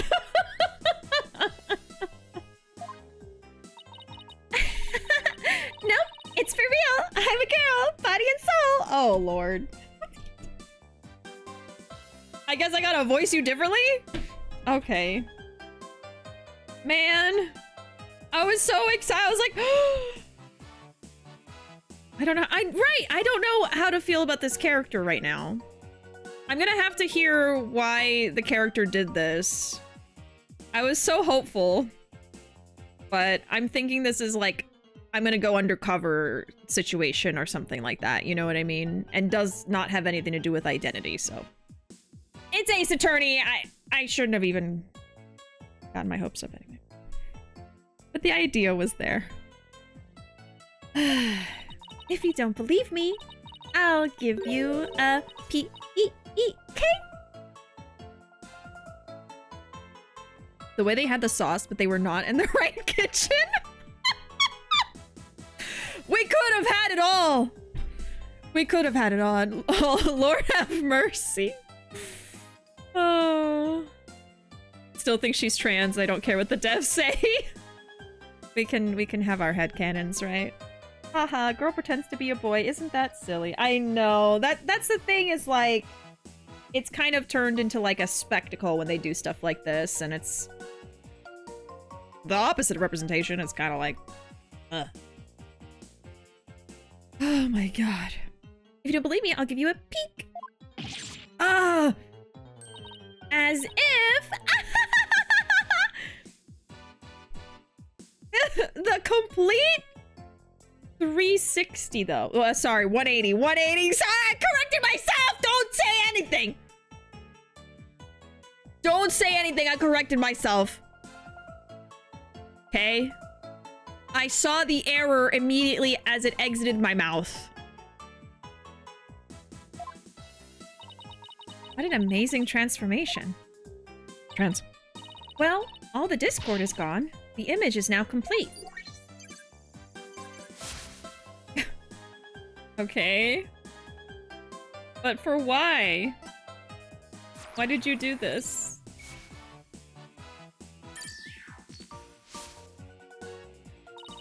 I was raised as a boy since I was little, and I studied law just as my parents wanted. Wait, what? But now, this living lie that had me pinned to the ground, it's... Ah! It's been blown to smithereens by you, Athena! Now I can stop pretending I want to be a prosecutor! I'm gonna be an artist! Yay!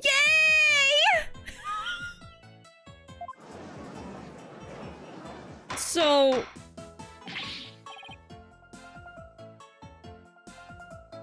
Okay, wait. I'm still trying to find a way to make this work. Oh. When I was playing this game, I was so worried knowing that the game came out in 2013. I was like, this can't be good. But to be honest, I headcanon her as trans femme, but that's not good either, because, like, did they just force her to come out right now if she's trans? I don't know. There's not many ways to go around it. I don't know. The fact that she was raised as a boy, though, I'm like, okay, I can work with this. AFAB raised as a boy or trans, right? There's potential here. They put Kewpie mayo on a recipe that required salsa. I'm preferring the trans femme version of this other than the other option. Right. Order! Order! What a shocking development. He really did turn out to be a she, oh lord.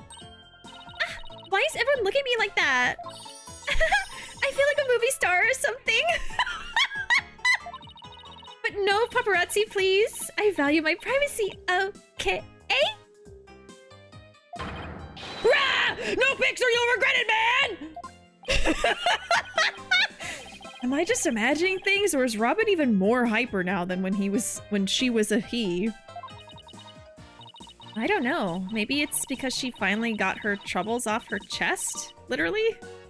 They're very much hamming this up. She was hiding her fabulous HRT assets. Right, that's what I'm headcanoning now. Oh my god. I'm sorry. This is all well and good, but does he being a she actually change anything? The fact that the witness is actually a girl does change things, because there's now a piece of evidence that we must reevaluate.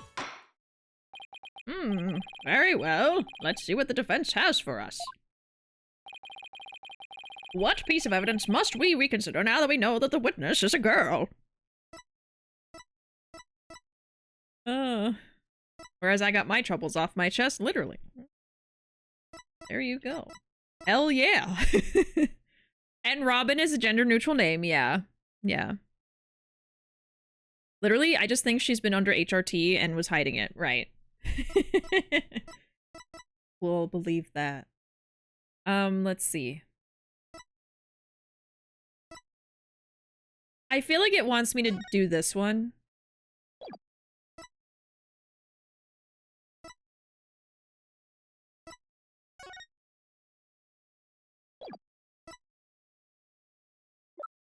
Because nothing else makes sense. Okay, let's try that.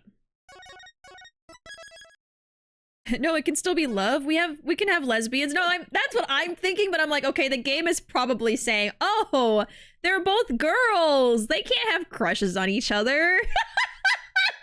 Whereas I'm like a million miles past that, and I'm like, oh, what could it be? I don't know. I mean, there's this, but you know, they're all in love, you know, whatever. Okay. Take that! This piece of evidence must be reconsidered because Mr. Newman is really Miss Newman. Please do explain. Yes, Your Honor. You see, I feel that if you have a sharp eye and an open mind, So that's not it, actually. you can discover something completely new in the most obvious of places. So it's not that. It's not the love triangle. Yet the defense's statement reflects nothing but those two admirable traits. Guess that won't fly. But I know we have some sort of evidence that could be seen differently based on sex. What piece of evidence would that be?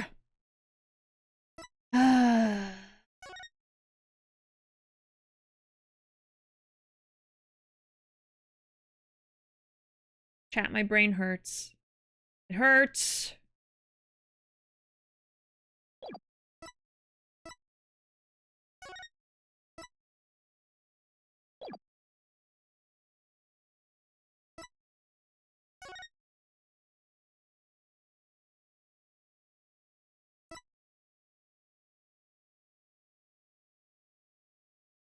Oh, it's this one. I guess. It says a woman was heard shouting. It must be this one then. Take that! Okay, I got it. This is what I'd like the court to reconsider. Oh, the tape recorder. The one that recorded the threat, you're a goner. That's right. And we have already established that it's a female voice in the recording. Of all the students who could have moved the body before the mock trial was to start, our client was the only female if you exclude Miss Scuttlebutt because of her alibi. And that is why the tape recorder made our client the prime suspect. Oh, so then... That's right. The witness just revealed that she's a girl. Therefore, if we're using the voice in this recording as the basis for hurling accusations, this witness must be labeled as suspect too. Oh no!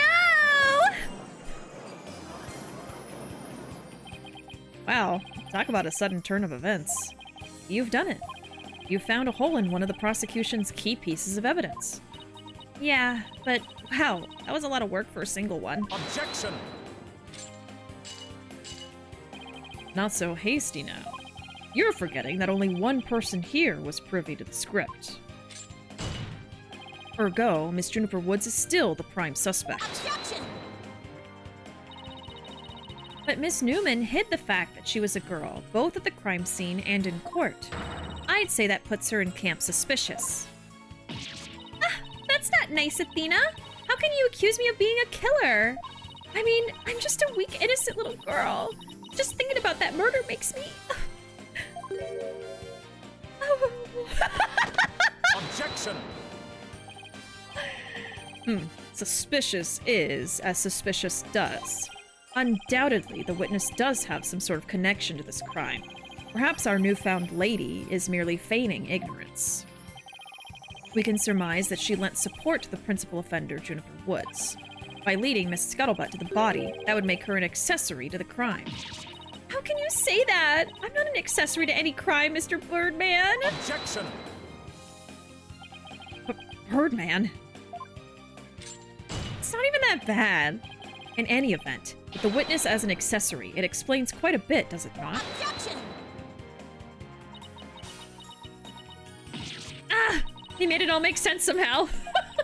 And he'll keep accusing Judy unless we can show someone else knew the script's details. But how could someone have gotten their hands on that kind of info? The only way they could have known what was in the script was if they... Fighting for my life here, chat. Okay, I'm gonna look at it in a second. Let me catch up with chat.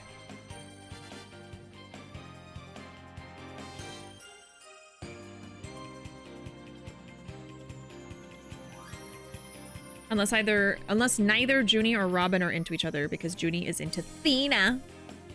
Lesbian love triangle. Robin would never break the girly code by stealing Athena's girl.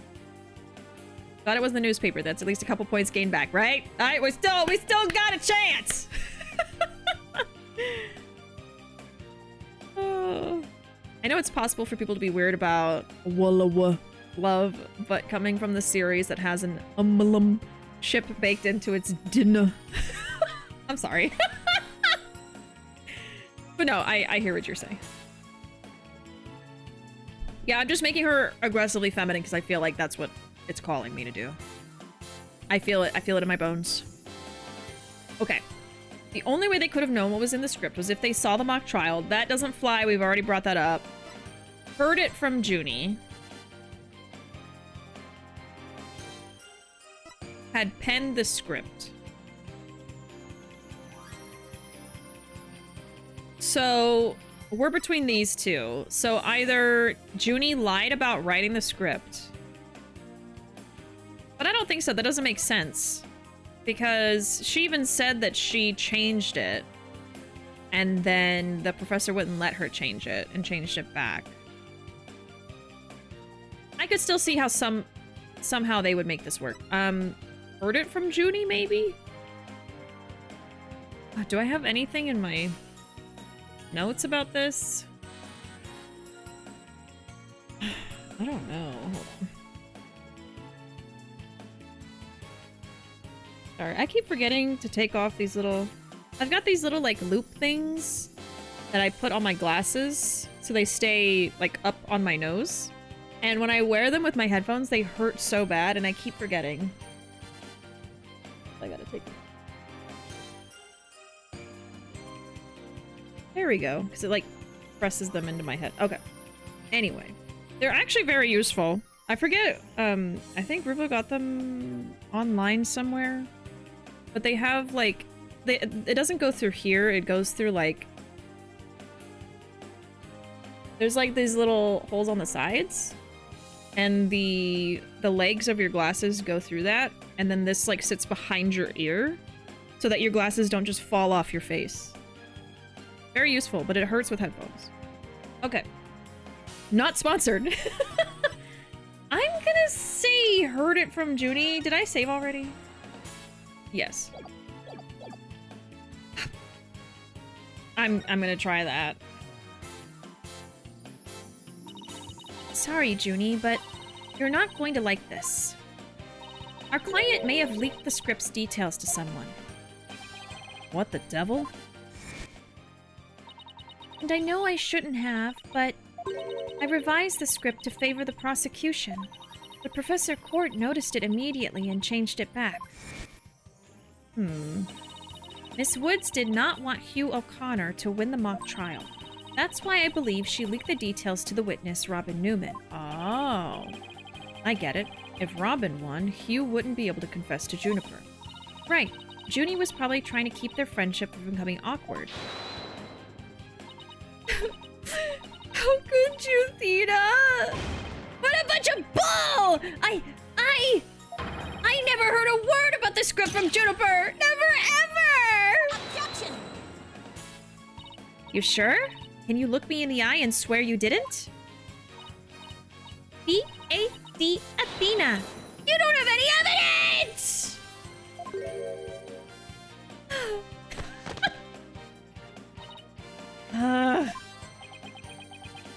Actually, we might have just the thing. Really? Yeah, one of Robin's lines I read when we were reenacting the mock trial. Here's a shot of the crime scene. Ironically, it was Professor Court who posed as the corpse. Hair forehead, how did the mock trial participants react to this photo? Oh, right! Robin was weirded out by the color of the tracksuit. Mr. Newman was surprised by what Professor Court was wearing. Oh, and why would Robin be surprised if Robin had never seen this stuff before? Robin said, oh, the green sweatsuit. Sure, I might have said that, but so what? Well, think of it this way, Athena. Yeah, which way exactly? If I told you that I'd be wearing a blue suit today, but then showed up wearing what I've got on now, what would you say?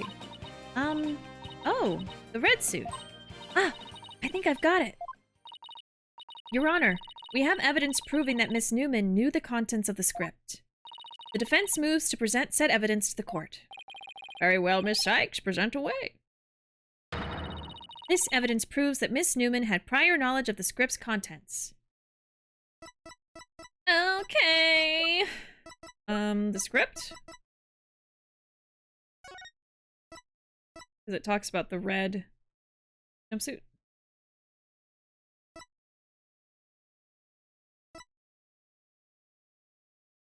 No.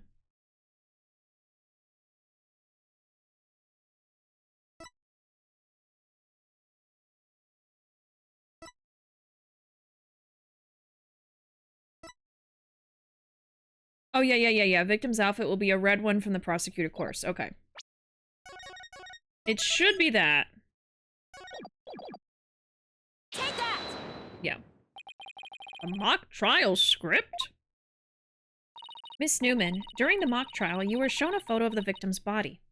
And reportedly, you reacted by saying, "Oh, the green sweatsuit." Oh, yes, I said that. What's your point? You seem to have some issue with the green sweatsuit, and I think I know why. The proof is in the script, specifically on the things to prepare page. Sweatsuit. Victim's outfit will be a red one from the prosecutor course. Ah! You were surprised because the sweatsuit in the photo was green. But if you didn't know about the script's content, then that shouldn't have surprised you. No! I thought we were friends, Athena! How could I have been so blind? In light of her privileged knowledge, I move to declare Miss Newman a suspect, Your Honor. You what? The only chance we got. If knowing script details makes me a suspect, then there must be others besides me. I mean, someone else could have also seen Professor Court's note. Note? What note? The professor and Juniper were working together to prepare for the mock trial, but only one copy of the script was made to prevent it from being leaked. That gets kind of inconvenient, right? You're not seriously going to suggest... Ah, but it's the truth! Professor Court did do exactly what you're thinking! She didn't write down any of the proceedings or the truth behind the case. But she did write a note to herself about the props and details about the victim's B-O-D-Y! Is this really true, Miss Newman? If you don't believe me, send the police over to my house. Tell them to check the pictures on my camera. I thought it might give me an advantage. So I took a picture of the note. Wow. I'd say she's telling the truth. Wait a sec. If there's a note with details about the body, then that means there are others who could have made the murder look like our client's script. Yes, I believe you're right. Apparently, this case isn't as clear-cut as Prosecutor Blackpool would have us believe. This new revelation blasts a big fat hole in the prosecution's case. Oh! Objection! Bully for you, Missy. But don't think this spells victory. And why not? The battle is still young, and my blade is now fully drawn. Between it and my next witness, your life will be forfeit. So, put away your wooden sword. And show me what you are truly capable of if you wish to live. You want it? Don't worry. I'm gonna bring it. I like Athena. She's spunky. Oh, here's Hugh. Hugh. You've gotta be joking me. Robin out here stealing evidence. She's an active participant in the dark age of the law. His name should have been Hugh Bitchass. Huge Bitchass. The name Hugh O'Connor is super generic, but that's the name of an actor in an old show I watched, so the name's throwing me off. AKA Lonnie Jameson in The Heat of the Night. Awesome actor, but died of overdose. Oh man, in 95. Jeez. I got those because my glasses constantly fall off my face. Yeah. Honestly, when I'm doing yard work, they also fall off of my face, and they help so much. More like ew, Hugh, more like ew! I already said I want nothing to do with this trial. How juvenile. It is not a matter of what you want, for you will cooperate, Hugh O'Connor. He wants to grow up and be this guy. Prosecutor Blackwell, why have you called this witness? You will recall the day before the mock trial. In short, the day of the murder. The accused testified that she left for home at around 6 p.m. Yes, my notes here do confirm that. Right. Our client wasn't at school at the estimated time of death, so she couldn't be... Objection! Yet, that was but a felicitous lie. Or am I mistaken, Golden Boy? I've no intention of saying anything more. Now, if you'll excuse me. Hold. I am not through with you yet. It seems the rogue prosecutor has it out for me. I feel like they need to fight. They need to fight. Huge ass. Leave, and we just might discuss you-know-what. No, wait! One little statement and Mr. Cool loses it? What's that all about? I changed my mind. I'll stay and testify. Are you sure, Mr. O'Connor?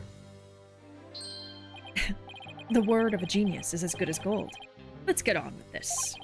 Hugh O'Connor, a senior at Themis Legal Academy lawyer course. How's that? I feel like Blackquill should kick his ass. Blackquill is probably the coolest person he's ever seen, and ironically the one to hate him the most for being a smartass. I'm excited for them to go against each other. Just fine. Your testimony, if you please. You're up against the top of the class now. I'd be careful if I were you. I know Junie would never lie like that. That pompous schoolboy won't know what hit him. Alright. Well, we are about halfway done with the stream, so I am gonna go take a quick break. I should be back in about 5 minutes, and while I'm gone, feel free to grab a drink or a snack if you need it. I will be back soon. BRB. Alright. I'm back. Let's continue, shall we? I think we're cross-examining the pretentious child.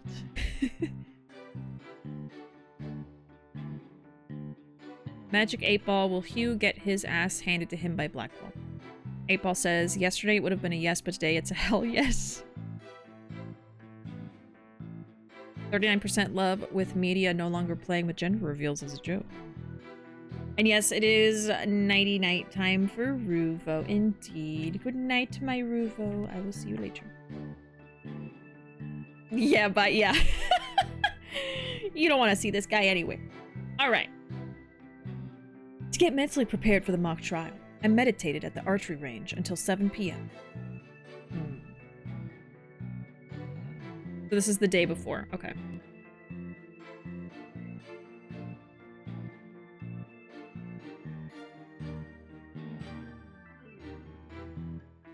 What is he holding? It actually has not been revealed yet. I am not sure what's in there. Let me do some notes. So Robin touched the costume and left handprints with the paint. Like, I'm wondering if it's a bow because he's in the archery club.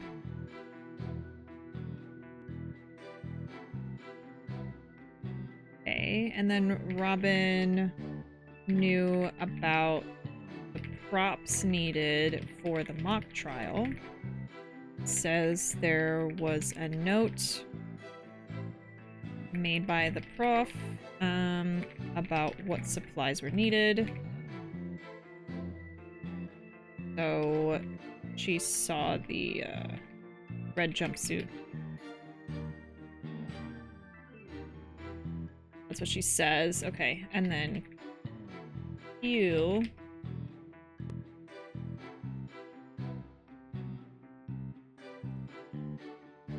was at the archery range till 7 p.m.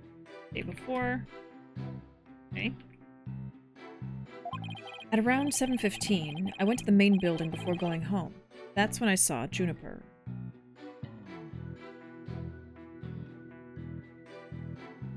Sometimes the timing details are really important. Okay. We didn't say much as we passed by each other. She seemed her usual self. That's it. Anything else you'd like to ask? That's like nothing. That is quite enough. Well done, golden boy. Heh. The final bell rings at 7 p.m., at which point the campus is a desolate place. Now, you will recall the tape recorder. We know the time of the voice recording. It was 7:10 p.m., the day before the mock trial. That was the dark hour of this heinous crime.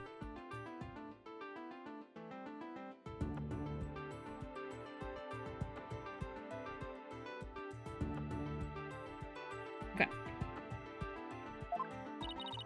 Do you have any proof of that? As its final bell, the school plays a special broadcast when the clock strikes 7. A female voice on the tape appears 10 minutes after that broadcast. Ah. The killer waited until the school was empty to spring her devious and deadly trap. Okay, it's been updated. A woman can be heard shouting "You're a goner," recorded in the art room at 7:10 p.m. on the 23rd. This timing is going to be more, yeah. We knew the time because of the bell that rings at 7. So when the witness saw the defendant, that would have been... Indeed, it was 5 minutes after the voice was captured on tape in the art room.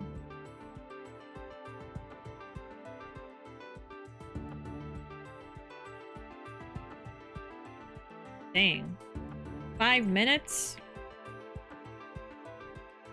So Hugh saw Juniper 5 minutes after the voice on the recorder.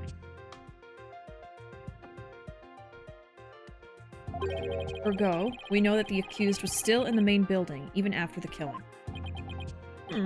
So the time of the murder and the time of when the body was moved. Great. Another inconvenient testimony. Miss Sykes, your cross-examination, please. Alright. To get mentally prepared, I meditated at the archery range until 7. Hold it! So, do you meditate often? Don't tell me you're going to start pestering me, too. What's that supposed to mean? No need to play dumb with me. All the girls want to know about my private life. What? I will remind the defense this is a court of law, not a pickup spot. Huh? Seems Miss Fancy Pants' lawyer is smitten with the witness. What are y'all talking about? Objection! Objection! Objection! I'm just trying to establish the witnesses. If you must know, I never go a day without meditating. Satisfied now, stalker girl? That's it! You'd better take that... Whoa, whoa there, Tiger. Just take a deep breath and relax. I'll just continue my testimony now if you don't mind. I listened to Scuttlebutt's testimony while driving and was screaming. I kind of hate her. Yeah, Scuttlebutt is... Even if she's not the one that murdered the professor, she is not a good person. I do not like her either. I wrote out 7:15. Went to the main building before going home. That's when I saw Juniper. Hold it! Our client has stated she went home at 6 p.m. Oh, yeah. You and Professor Court were busy preparing for the mock trial together yesterday, right? Was that the last time you saw her? Yes. I left school at around 6. Okay, so 7:15. But Junie says she left at 6. I forgot about that detail. I did write it down, I think, but I forgot. No. Wrong. I don't know what she was doing, but Juniper was definitely at school after 7. But I suppose neither side can prove one way or the other. Ugh. But if Junie was there, that means she's lying. Truth be told, I only saw her for the briefest of moments. Then how do you know it was her? Not going into details, but I have a history with journalism, and everything out of her mouth was enraging. Yeah. She's like everything that's wrong with journalism. We didn't say much as we passed by each other. She seemed her usual self. So you just walked past a good friend, barely saying a word? The final bell had already rung. They get mad when you stand around chatting. Then again, we're not like you people, talking endlessly in those annoyingly loud voices. Annoyingly loud voices? I'd like it if you refrained from insulting my partner like that. Normally, I would shout objection right about now, but I'll take this one for the team. Anyway, I think that's about all I have to say. That's it. Anything else you'd like to ask? Alright, I'll take you up on your kind offer. I expected as much, so go ahead, ask away. Mr. O'Connor, I want to ask you... In just a second. Did you go to the art room? Why did you stay past the last bell? How did you prep for the mock trial? Well, he already said that.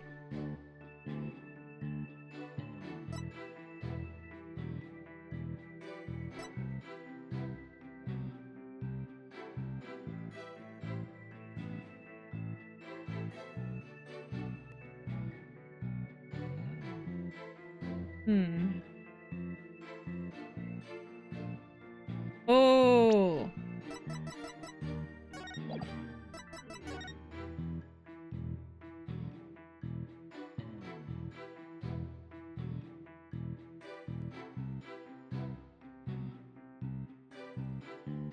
We can probably say he was talking to the teacher.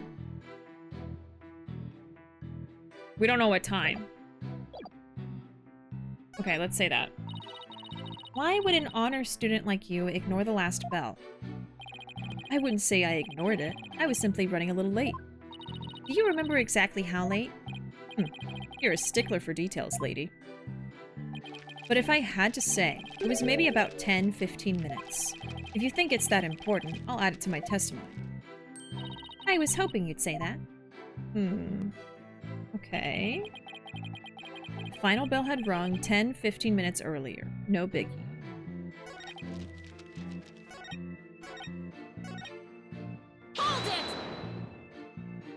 You ignored the last bell for no reason? Shame on you.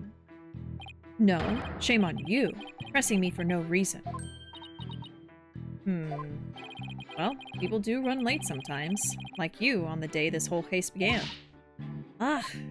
It appears we have a culprit in the case of the pot calling the kettle black. At 2, Your Honor? Now what? Ask another question? Yeah, I guess that didn't bring us anywhere, so did you go to the art room, I guess? Did you stop by the art room, or, as it's now known, the scene of the crime? No, I didn't. Can you prove it? As much as I'd like to say I could, I can't. But let me ask you, can you prove that I did? As much as I'd like to say I could, I can't. But I will ask, how often do you visit there? Hardly ever. There's no reason for me to be there anyway. There's no reason for you to be there? Is there an echo in here? If something's bothering you, I'll just add it to my testimony. How considerate. Thank you for noticing. Let's add your statement to your testimony. Yeah, this is it. Let me add, I never went to the art room. There was no reason for me to be there. Yeah, this is it. Okay, I know what to do, but I'm gonna press anyway. You had no reason to be in the art room? Really? The lawyer course I'm in is supervised by Professor Means. Plus, I'm not a member of Professor Court's art club, so why would I even go there? What about art class? Nice try, but seniors don't take art class. Alright, then let me ask you... Wait, I just remembered something important. You did?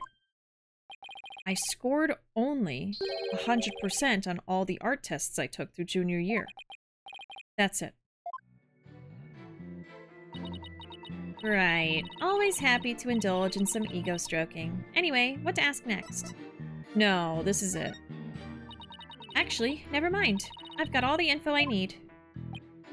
My, don't we seem confident? Yeah, because I know what to do.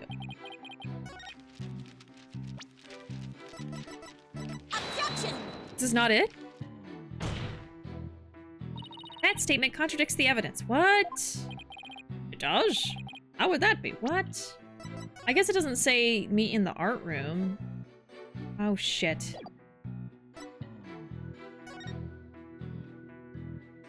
This has to be it, though. Why would he need to be in the art room?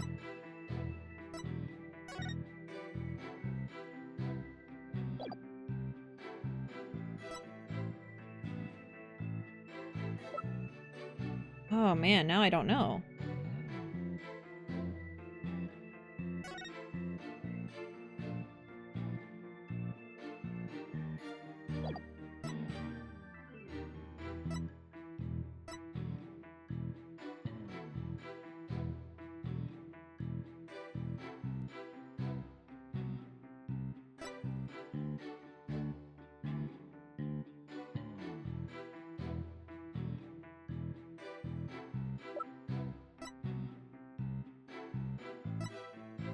I really thought I had it. Well, let me just finish this out. Just look at it. It's one huge contradiction. I mean, it is. I see. The defense is simply making another baseless assertion. Crash and burn. Oh, God. Okay. I never went to the art room. There was no reason for me to be there.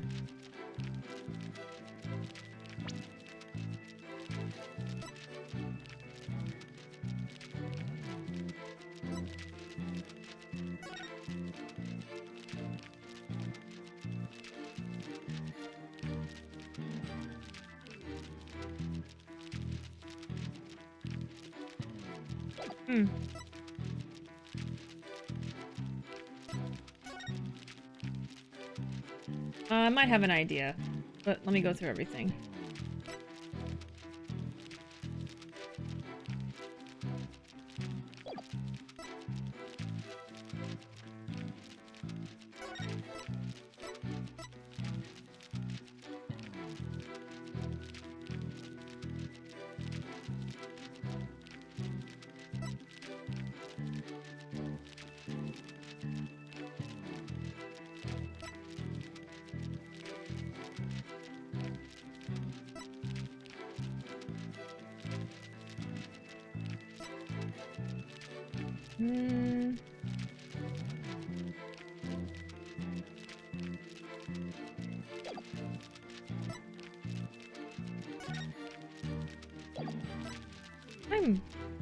Alright, this is my first time getting stuck in a while. Let's see.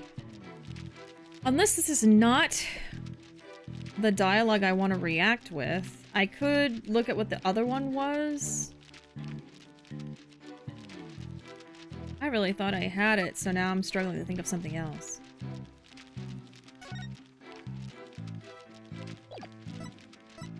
It's gotta be something else, because I don't see anything that would have to do with the art room here.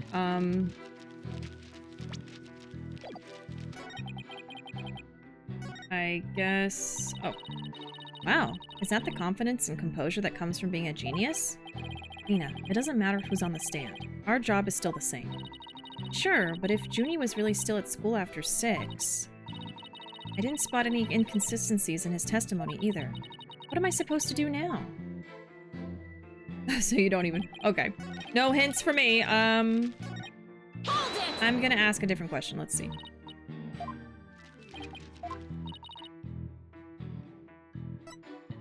How did you prep for the mock trial?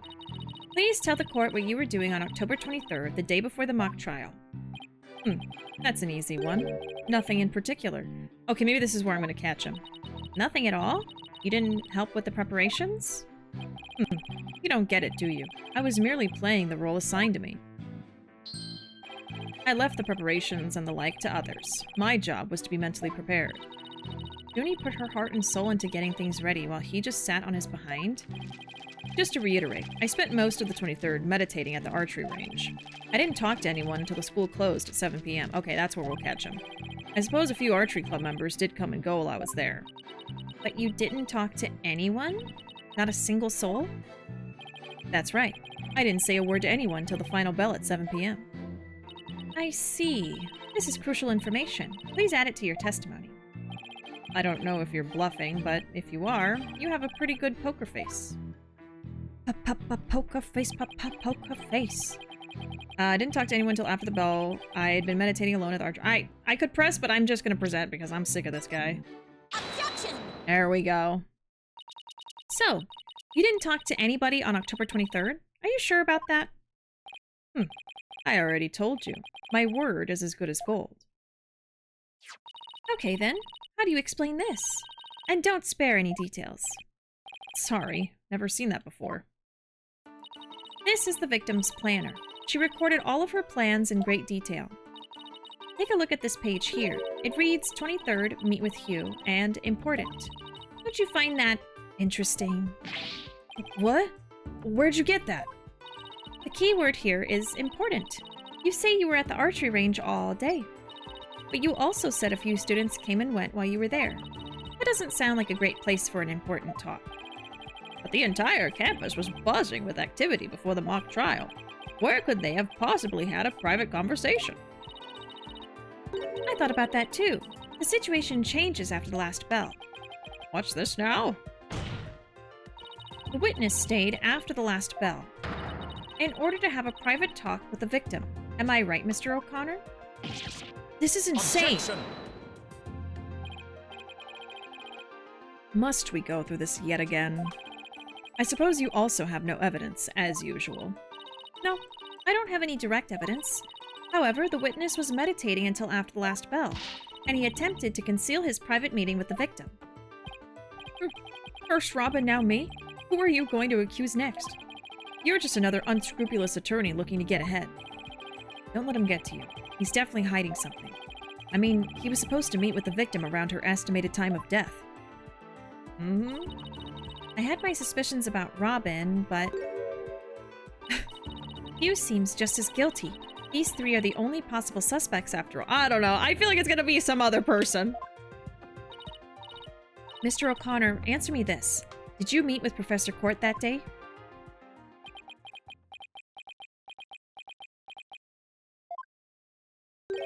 Sorry, Mr. Jailbird Prosecutor. I don't mean to steal your thunder, but I've something to say. It will save me some trouble, then by all means, speak away. If you would recall, Miss Sykes, the voice on the tape recorder was female? Knowing that, I'd like you to explain how I could possibly be a suspect. Oh, he has a point. Impressive. Golden Boy here does shine gold indeed. Here to take the reins? You're more than capable of prosecuting this case. Oh my. Oh, now they're buddies. Sorry, but I'm studying to be a lawyer. What a pity. To think such genius is to be wasted on mere lawyering.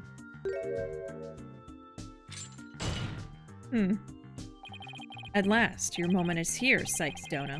Time to refute Golden Boy's statement. And prove that you're the young prodigy worthy of the badge on your lapel. Could he lay any more pressure on? The voice is unmistakably female, so there's no point in arguing about that. Yeah, you're right. In which case... To whom does the voice on the tape really belong to? You know what, yeah, I've actually been wondering if it's just the victim herself this whole time, so...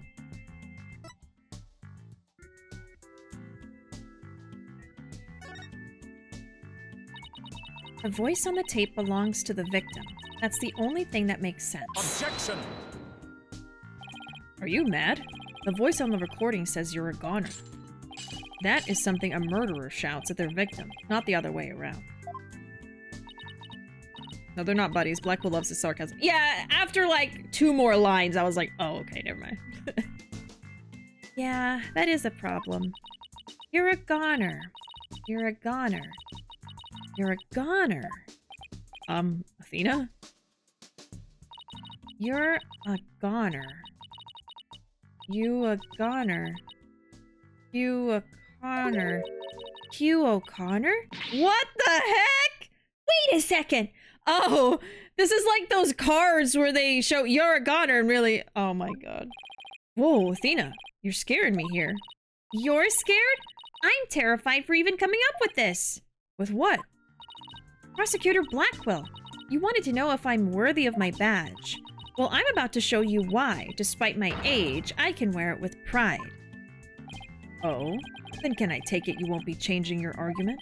Still, it stands that it's a bit odd for the victim to be the one yelling, you're a goner. I agree, if that's what the victim was saying, but it's not. I assume you have something to back up your assertion, Miss Sykes? Not exactly, but you don't have to add fuel to his fire, Your Honor. If it is indeed Professor Court's voice on the tape, then she was shouting because she was threatening O'Connor, being threatened by O'Connor, scolding O'Connor.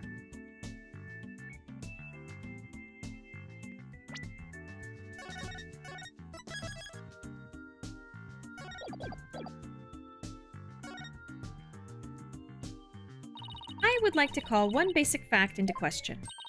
Is that shout on the tape really saying you're a goner? What are you up to now, Athena? Professor Court's planner says she was supposed to meet with the witness for an important talk.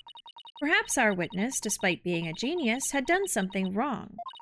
And this made Professor Court get angry with him during their private meeting. I don't see how this changes what we heard on the tape. Well, if you want to see how it changes things, then let's try a little experiment.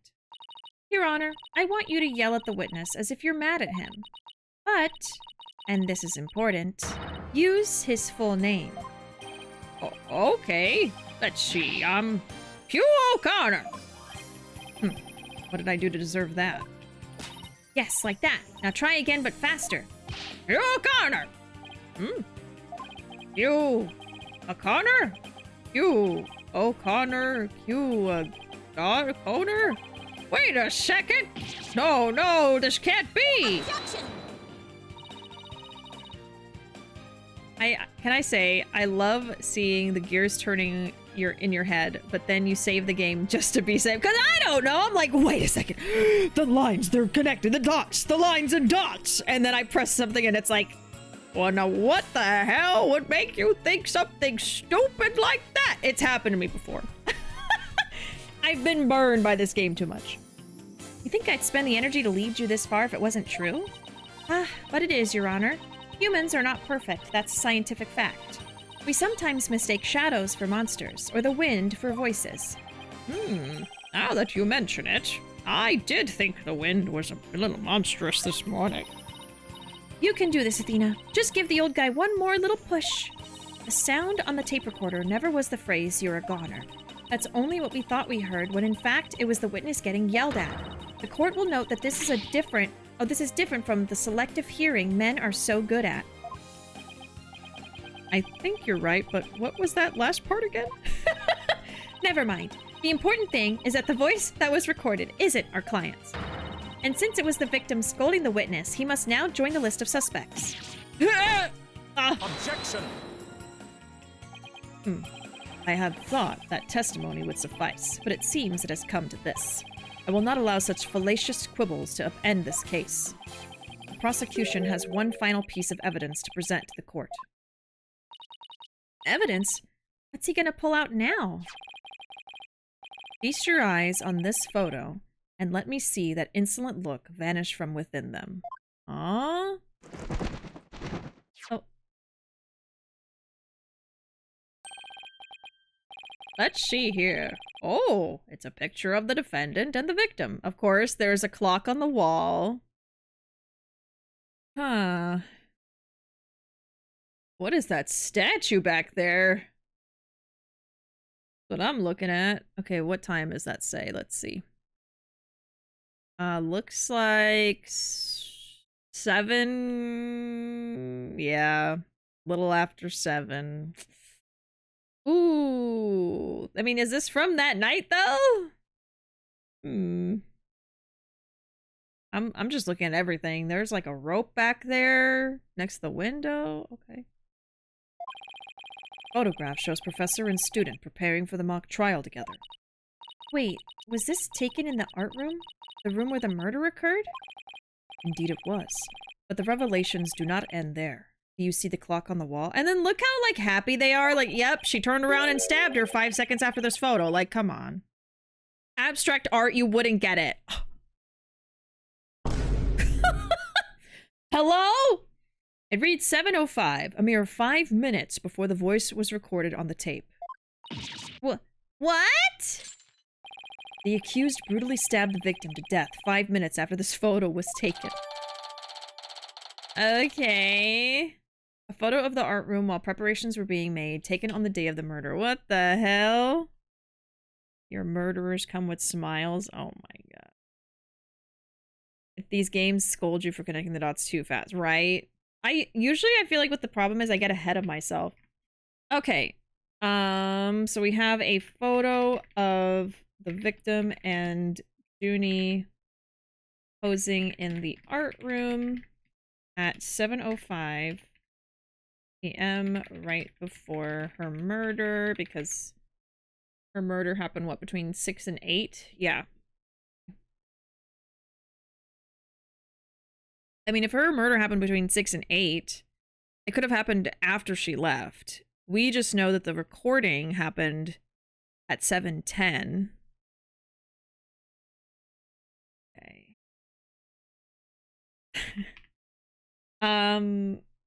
Okay, so the recording actually is the professor saying Hugh O'Connor's name.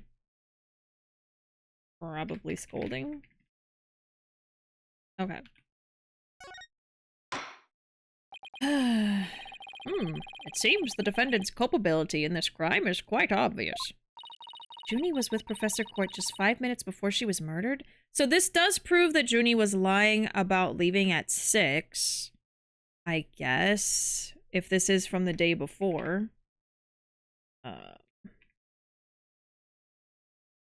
Proves Junie lied about leaving at 6. What now? Nothing I say can change that fact. Understand now? You can believe in your client all you wish, but try as you might. Such misplaced faith will inevitably be cut down before the cruel, steely blade of truth. Ah! Listen, Missy. The person you'd like to save more than anyone else in the world, I'd be willing to wager that your defense isn't what they desire. But I became a lawyer so I could... You still fail to understand? After so much pain and defeat, the courts are not the play yards of little children dressed as lawyers. So before you break your back in failure, run along home and grow up! Ah! If he thinks I'm giving up now, he's got another thing coming. I have to find my inner strength if I ever hope to save him. Him? But I can't think of any way to strike back. Save him? The worst of times are when lawyers have to force their biggest smiles. That's impossible. How could I smile under these circumstances even if I forced it? This is badder than bad. Who knew Blackwell had that one waiting in the wings? Why didn't that twisted samurai just present it at the beginning? Wait, maybe this was his real plan? Was he just trying to show me how weak and powerless I am? Maybe he's right, because I really haven't got a clue. Who's the real killer? Who murdered Professor Constance Court? Robin Newman, a girl who had been forced to live a lie as a guy? Or was it Hugh O'Connor, the honor student who had met with Professor Court? I don't think it was any of them. Truth be told, I feel like it was a third party. A fourth party? There seems to be little reason to debate the defendant's guilt any longer. The time for a verdict has come.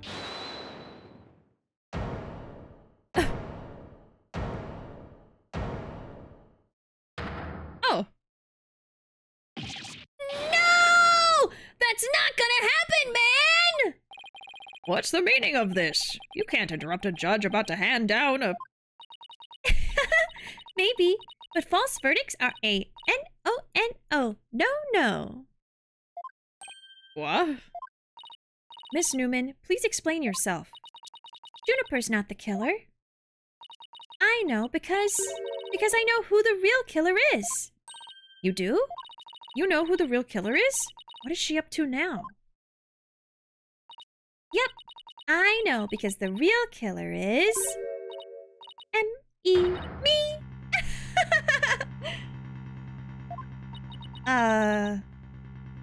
What? It was me! I did it alone, just me! I don't get it.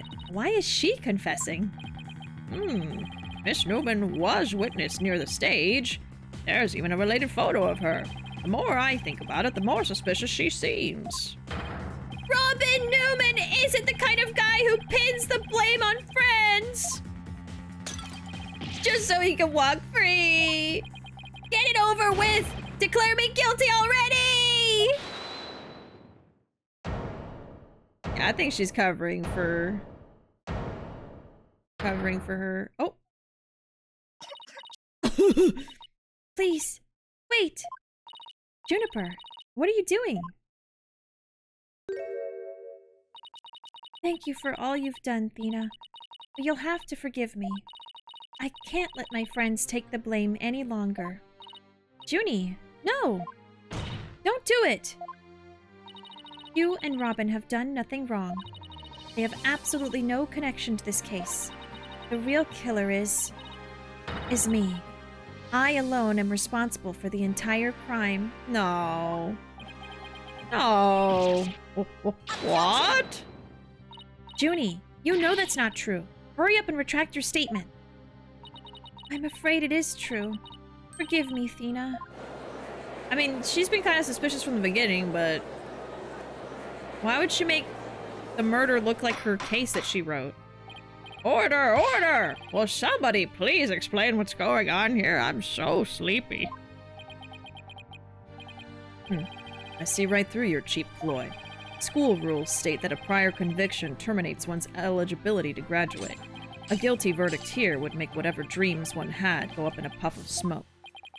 Oh, I wasn't aware. Y'all, it was actually me. Hey, Wolf. Sorry, that was me. Oh my. No, it was me! Ruuuvo wakes back up. No, it was me. Even meek little mice will fight when cornered. Pitiful spectacle, I might add. These vermin are trying to protect each other now that they've nowhere else to run. Protect each other? Wait. So, was Robin just trying to protect Junie, too?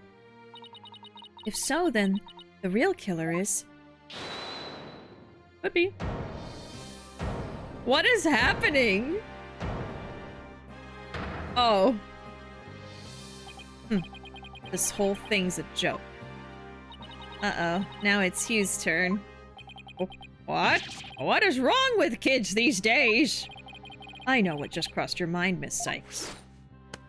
Oh, yep, it was an arrow.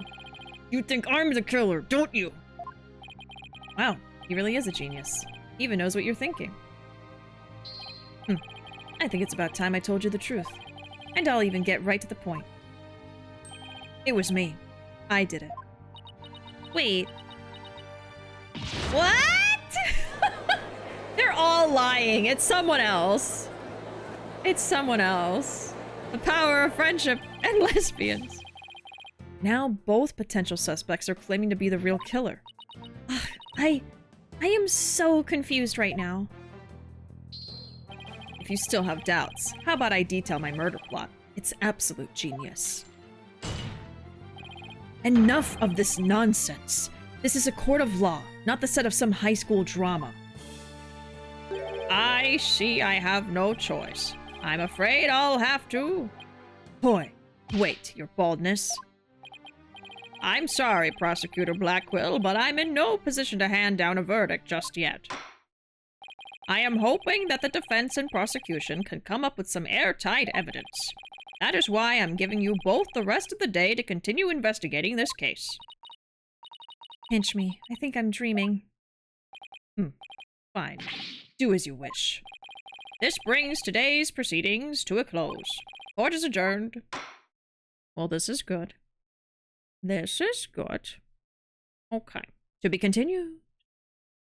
Next time, even though I'm very curious and would like to do some investigation, I'd only have about an hour. So I think we'll just leave it for next time. Have a clean cutoff here. Let's save. All right. So let me just take some notes. I guess, I mean, what happened the last few minutes? Robin and Hugh tried... Oh, Robin, Hugh, and Junie tried to confess to the murder, but they're probably just all protecting each other. Was there anything important said? I think, Why did they start saying Junie was guilty after all? Was it... oh, it was because of the picture. So I wrote some details about the picture. I wrote down that the recording was just saying Hugh O'Connor. And then they all try to confess to protect each other. That's really all that happened, I think. I don't think I missed anything. Okay. So next is going to be the next day of investigation. I really enjoy investigation because I don't have to be stressed about presenting evidence. And especially this game, it makes it very streamlined. I do like that a lot. So I can forgive the 3D because of that. Anyway, but yeah, exactly. What happened in the last few minutes is a blur. But everything that happened, this was super fun. I'm glad y'all had a good time. Majima took the same shitty combat class. Oh my god. I think he should dedicate himself to doing archery with his teeth instead of being a lawyer. He could join the circus! Alright, I'm gonna go join the circus now. So I'll see y'all tomorrow. Just kidding. I stream. I'm already in the circus. I'm everyone's clown. I'll be live tomorrow at 9:30 p.m. Central Time with some more date everything. But either way, thank y'all very much for being here with me tonight. I appreciate y'all so much. Thanks for keeping me company. There's my social media if you'd like to follow me anywhere else. Otherwise, I'll be back tomorrow. Hope y'all have a great night, and I'll see y'all next time. Bye!